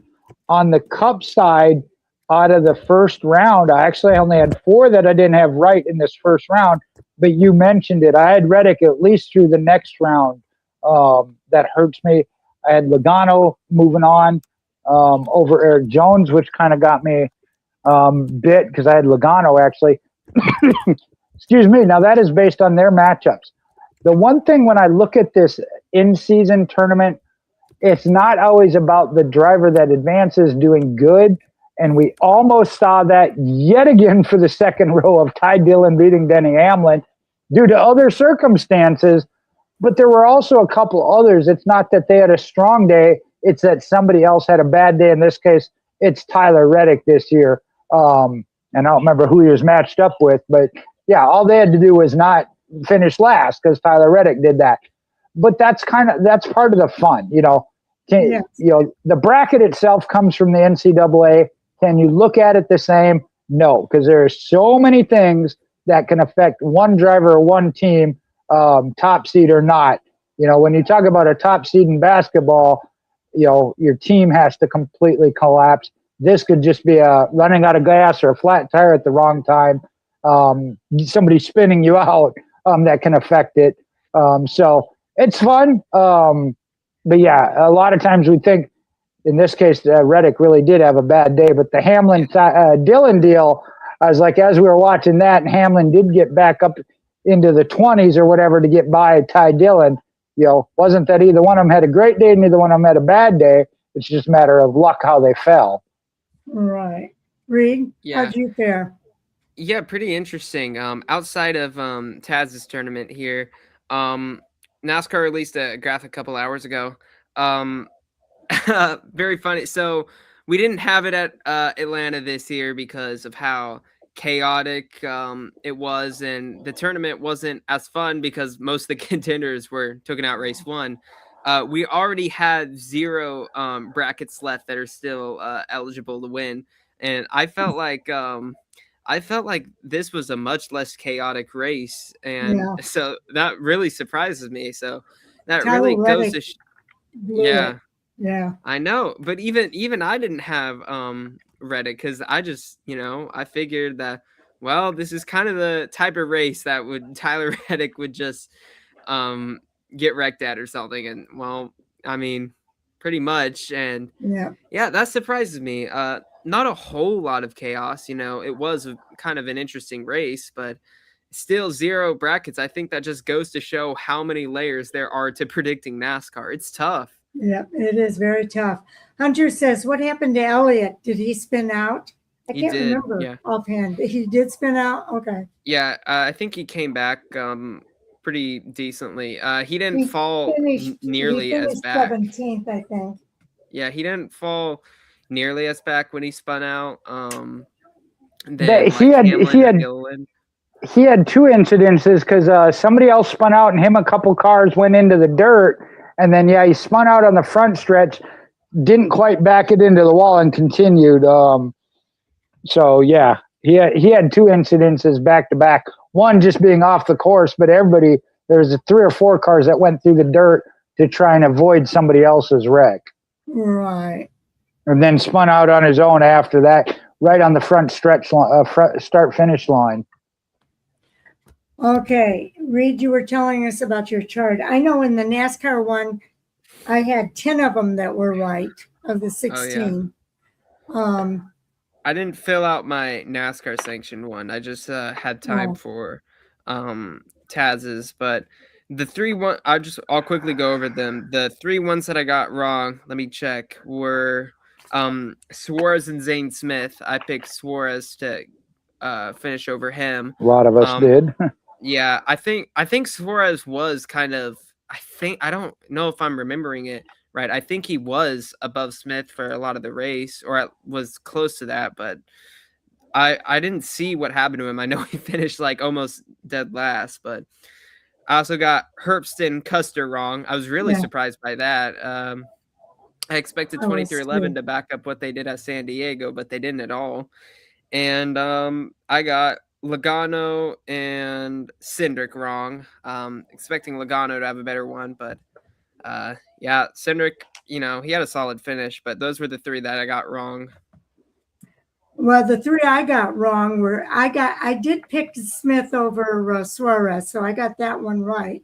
But I picked Tyler Reddick over Carson Hocevar, and that was definitely not right.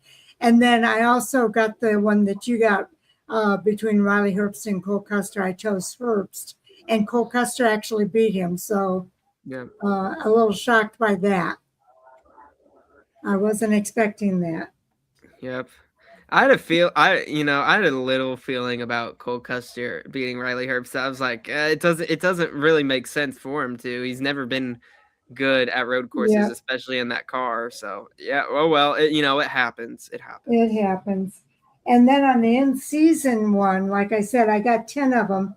The ones I missed, let's see.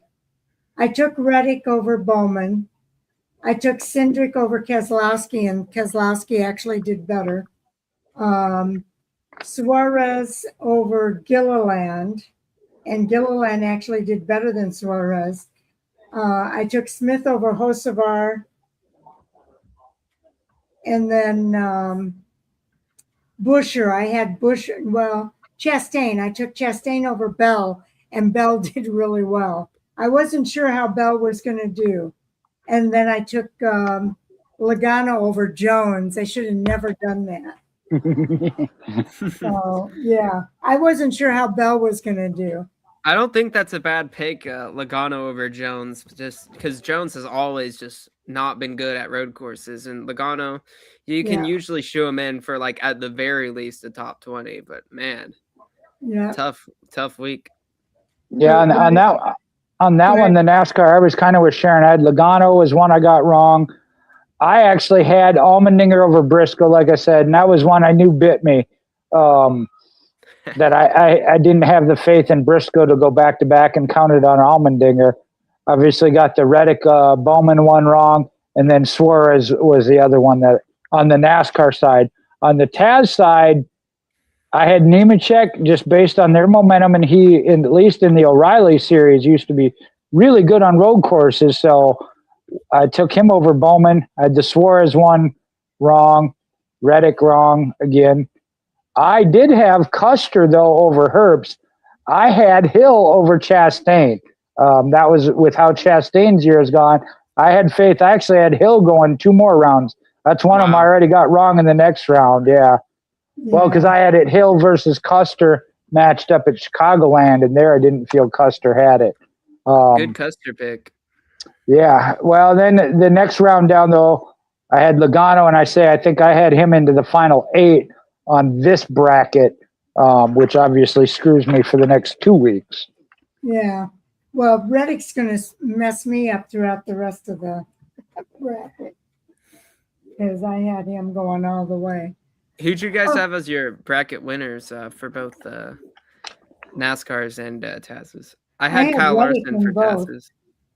Yeah,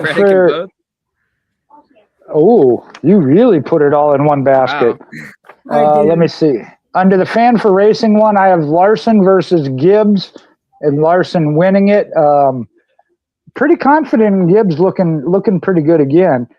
And then on the NASCAR side, though, I have it as Hocevar versus Hamlin, with Hamlin winning it all. Wow. Interesting. Who do you have winning it? I had Larson over Busher. So far, Oof. It's still that one's still eligible, but Yeah, hopefully I can just rake up some more points. Okay, well, we'll see what happens. I know you and I tied on this one. Yep. So we'll have to see how it finishes out. I was kind of shocked. I thought I blew it all together. Okay. So Well, if you have Reddick going all the way, that one's going to hurt you repeatedly, kind of like my Yeah. Logano. Yeah, it's going to hurt me repeatedly. Okay, let's move on to Ty Gibbs building momentum. I would say he was one of the winners this week. Sonoma once again proved that road course strategy matters as much as outright speed. Teams employed stage break strategies.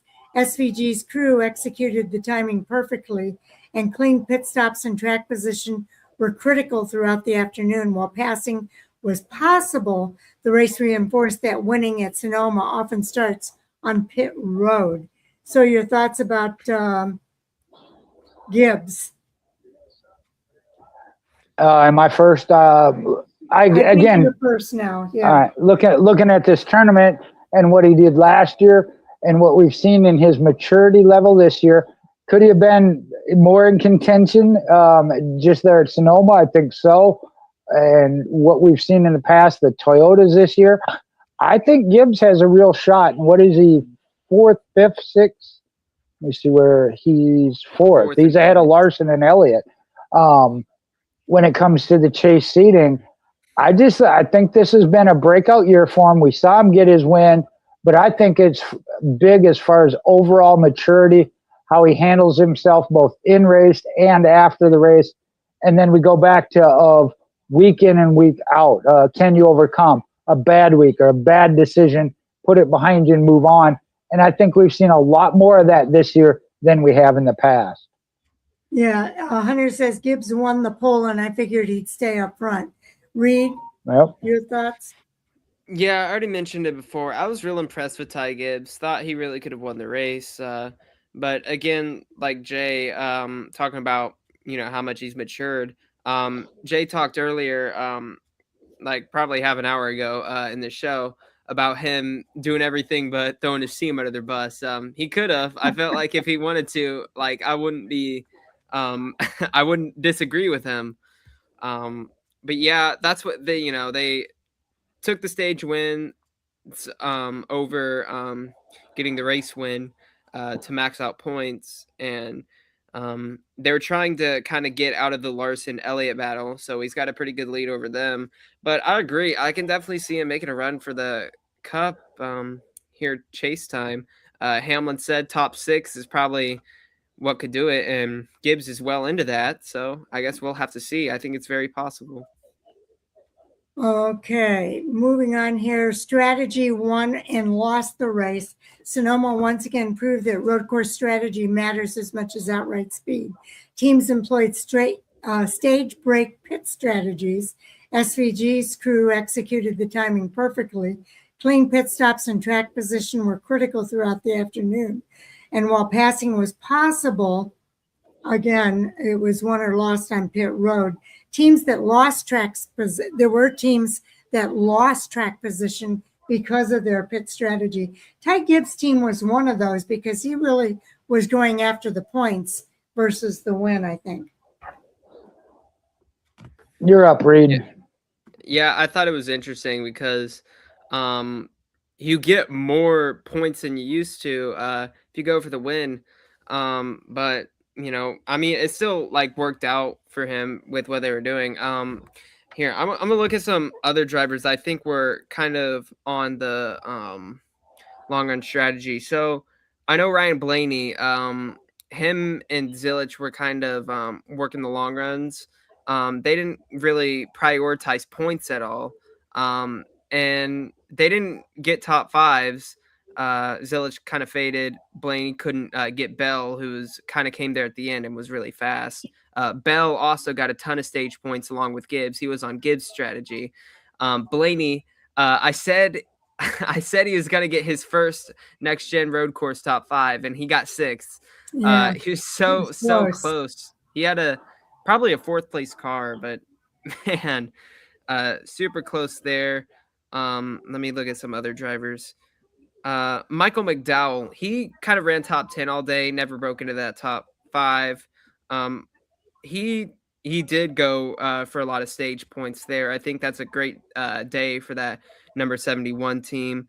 Some Mhm. other guys to get points. Ryan Preece, he also went for points as well. I think especially where he's at in the points bubble fight, that's a great day for him, especially finishing in the top 10.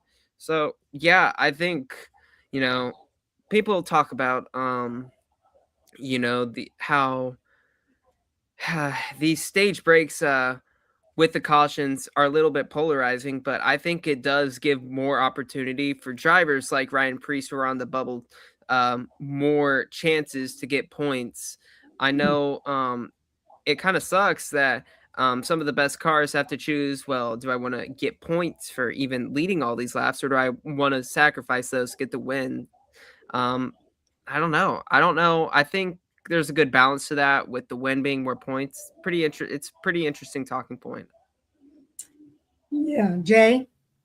Well, and this is where, and it surprised me when I was actually looking at the stats because SVG generally flips the stages and goes for the win. But here's a strategy: have a fast car, because he actually gained the most stage points, 7 and 7 in the 2 stages. Everybody else was only 10 points, and that was if they either won it or actually, there's only a couple drivers that scored points in both stages. When you look at the overall, Ty Gibbs was second as far as that. Uh, Shane Van Gisbergen getting the 63 total for having won the race. Gibbs at 54. I see somebody else, Bell at 50, who got 2 and 2 in the stages. I really thought SVG was hurting himself by doing that where he is in the bubble. He's going to get the win, get the 15, but I thought, should be doing more in the stages. But having the fast car, he was naturally, because even when he flipped the stage, he was still getting up and getting points. So they did everything they needed to do correctly. Going back to Gibbs, could his have been a little bit different or better? Thinking maybe so. But I was surprised by that. Now you're talking about some of the teams of where they're at in the points, and that strategy of collecting points comes in a little bit differently. So yeah, we look at it per the race or per this. They got smart people working there on that pit box that they're looking 5-6 races down the road, not just this one. Right. And I think that there were different teams on different strategies. So we're going to try to get as many points as we can get.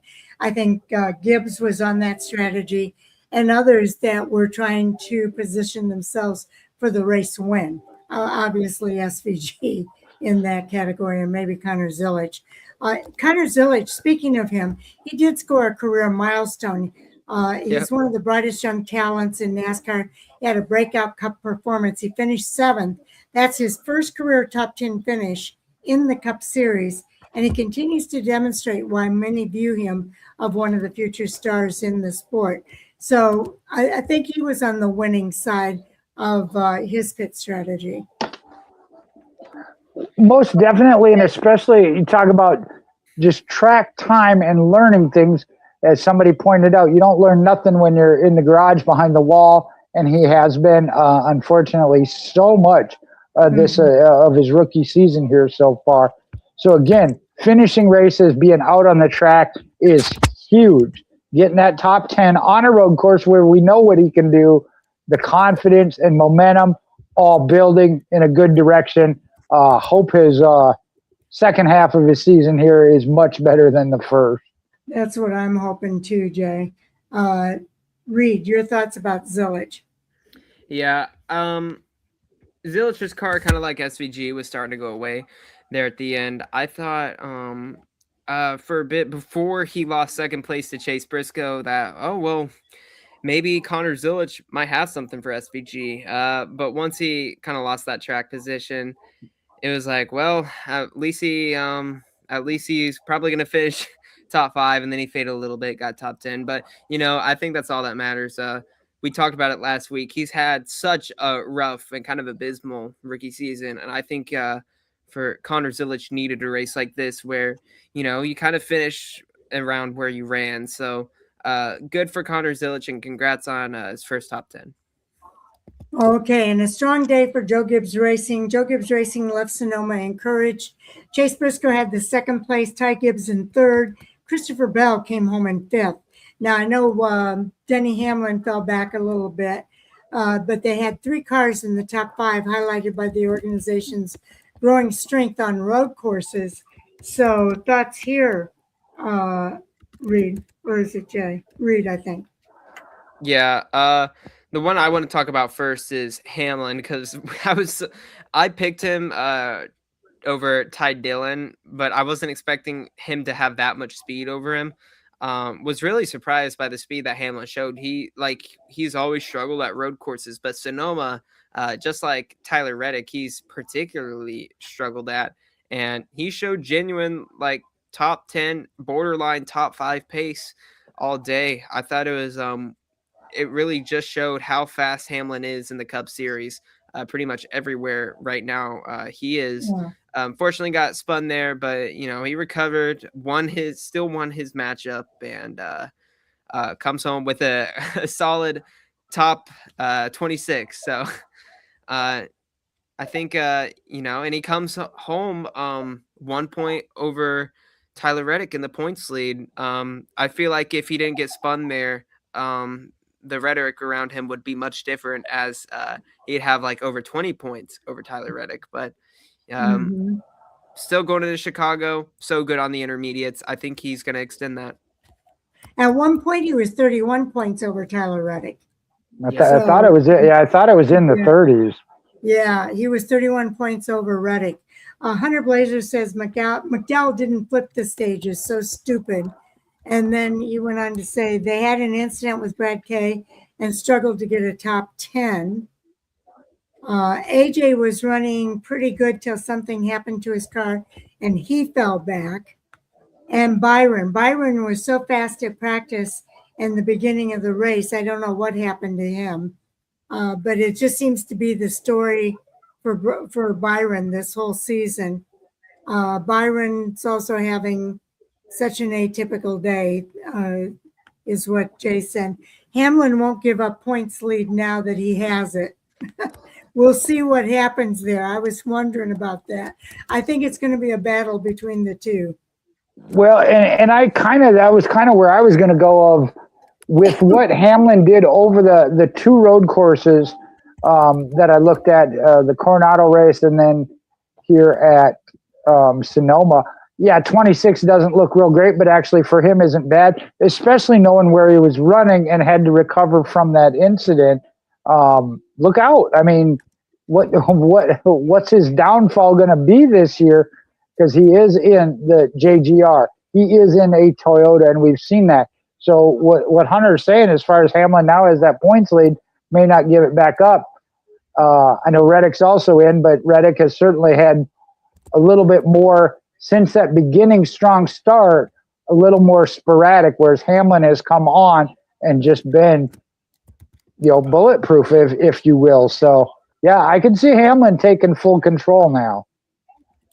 I think it depends. I think it's going to be interesting to see because I don't know how long he can keep that momentum up. What do you think, Reed? I think he's going to extend it. I don't think it's going to be particularly by as much as Justin Allgaier is doing in the O'Reilly Series, but Reddick isn't going to lay over for him. He's proven that he can at least contend at San Diego in races where he doesn't even have the best car. He can come back and race for him. I think it's going to be really interesting. I think Hamlin's my pick to win the regular season, but we got some intermediates. Hamlin's better at Reddick there right now. Reddick is still great there, but when you win over 10 seconds at Michigan, it's just kind of hard to bet against you. It was 11.11, remember? Yes, that might have been before you joined the crew, but yeah. Number 11. Yeah. Yeah. Yeah, I think it's going to be interesting to watch. I'm just not sure how long Denny Hamlin can have that kind of dominance. I think he might have peaked maybe just a little bit too early. So we'll see how it plays out for the rest of the season. But there's a lot on the line here too. That 25 points for the regular season champion is a big bonus for these drivers going into the chase. So I think they're going to be battling it out over these next few races. 8 races left before the championship is decided. So time is of the essence, as they say. And I mean, giving any driver a 25-point advantage, but we've seen Tyler Reddick lose a 50-point. Hamlin is probably one of the most dangerous to give any kind of points gap to. Yes. It's going to be fun to watch.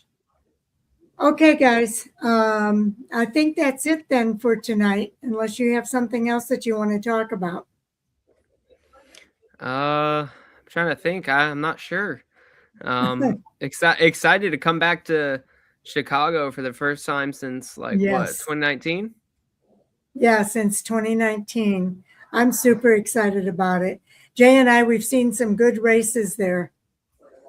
I bet. That's my biggest hope is that what they had there when they stopped going there shows up again, so it does get the support. I know there's the debate about if they do the alternating between that and the Chicago street course and whatnot. I just hope it is a good race so that it at least gets the recognition it should. I wasn't happy when they pulled it off, even though it brought Road America in. That's another one I wish would come back, but can only do so much in 1 year. Jamie's back in. I am a little disappointed they don't have the trucks there this week.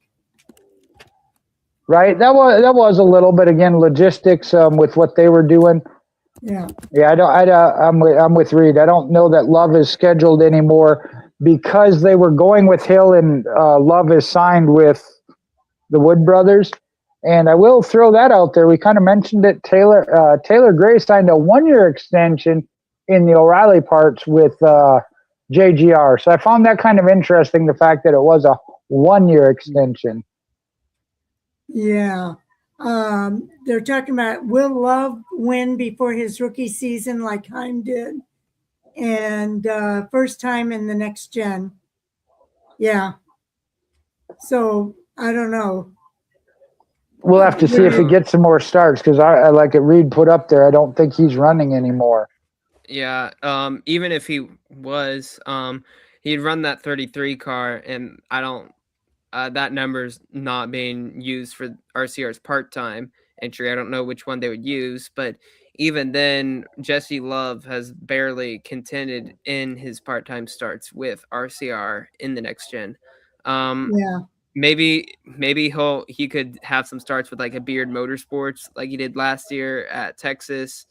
But Beard Motorsports, they're not winning unless it's at Daytona, kind of like Super with Speedway, what Parker Retzlaff did. Yeah.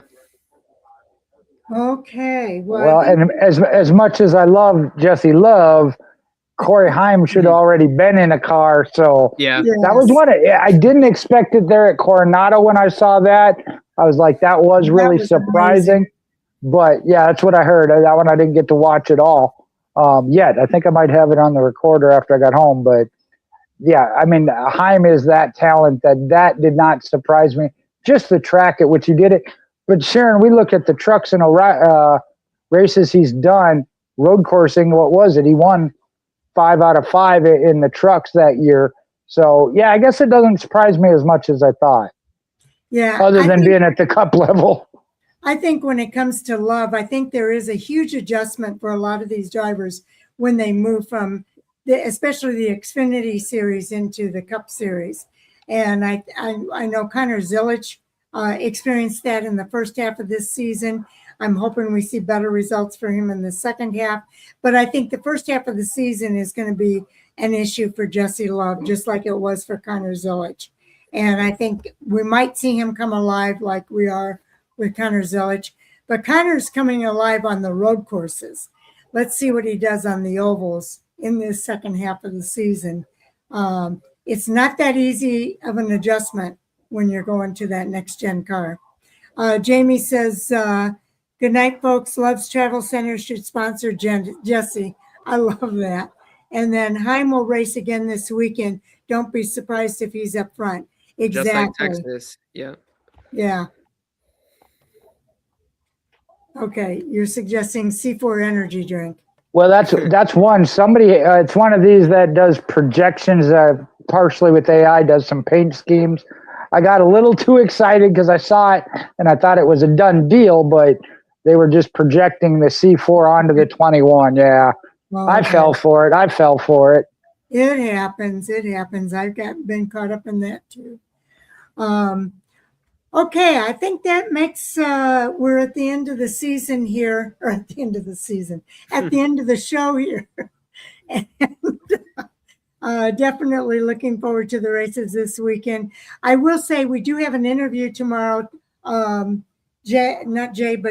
Sal is going to be interviewing Jesse Brown, who is, I forget if he said he's the promoter. Oh, he's one of the owners of Tri-City Raceway, and they're having a big race this weekend with the Cars Tour West, and they're calling it the Harvicks against the Cars Tours West, because Kevin Harvick and Keelan Harvick are going to be out there racing for this 4th of July weekend at Tri-City Raceway. So it's going to be fun having the track owner be part of the interview this week with Sal. Excuse me, I'm losing my voice now. So look for that to be coming out tomorrow. And I'm hoping I can get Chris Crichton tomorrow. We've been trying to get him for the last couple of weeks. I'm hoping the third week is a charm to get that interview in with Chris Crichton. So we'll try to do that as soon as we can. I was going to say, you need to get it in before the weekend because I know they got a big show at Why Not with the street stocks coming up, and into this summer stretch with the Street Stock Nationals coming up. He's going to be a busy man. Yeah, well, I'm hoping to get him in tomorrow. So we'll see if it works out or if it doesn't. There's always next week if we miss it this week. So anything else you want to say before we close out? Nah. I put it up there on the chat. It's just great to be back with y'all. I enjoyed my vacation, but I love talking racing, so it's great to be back. Oh, okay. Well, now it's everybody else's turn. Tell us who you think won this weekend, which driver impressed you the most, who had the toughest break, and what storyline do you think everyone's going to be talking about heading into next weekend? Leave your thoughts in the comments. We always enjoy hearing your perspective, and some of your comments may even be featured on a future show. If you enjoyed the discussion, hit the like button, subscribe to the channel, and if you haven't already, click the notification bell so you never miss out on any of our shows. On behalf of everyone here at Fan for Racing, thank you for spending part of your day with us. Until the next time, this is Fan for Racing Radio. Have a great week. Stay safe, and we'll see you in our next video. Bye, everybody. Everybody's waving. Yeah. See ya, folks. Sharon was reading. I was like, he started it. I just waved back. Yeah.